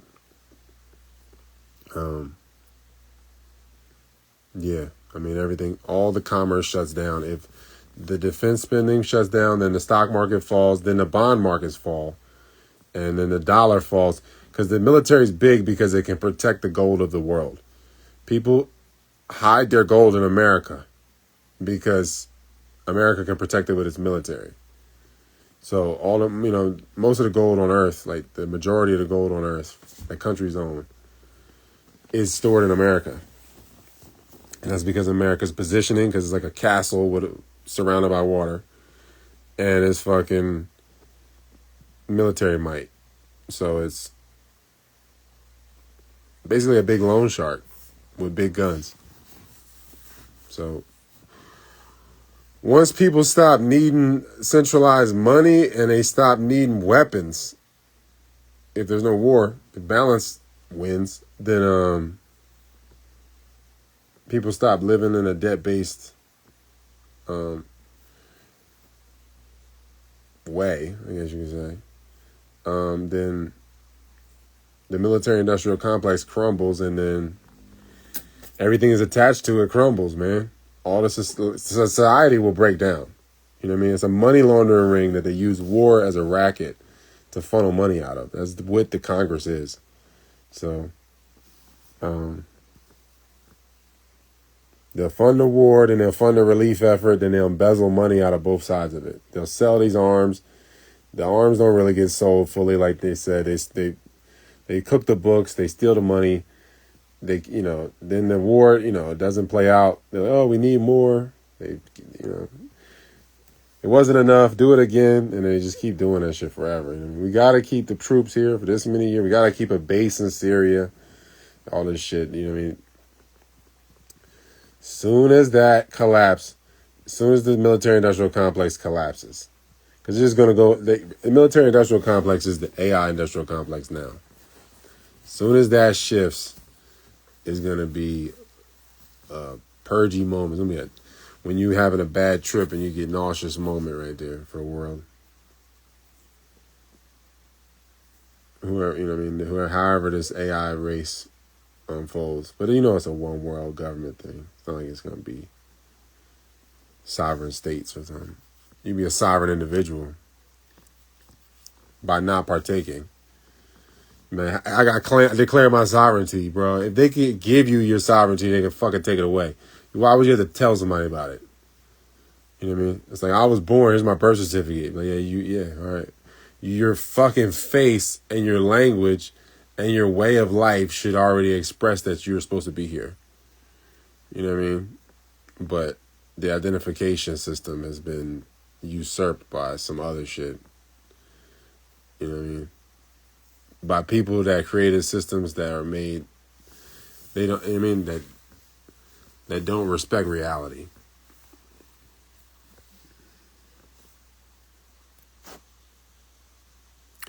But yeah, man, have a good night, everybody. Appreciate you guys, man. I'm about to take a walk up to the back of the property. It's like 2:30 in the morning, but the moon is full. I think it should be nice. 35 years, man. Made it to 35 years. I never thought I would get here. Yeah. Have a good night, everybody.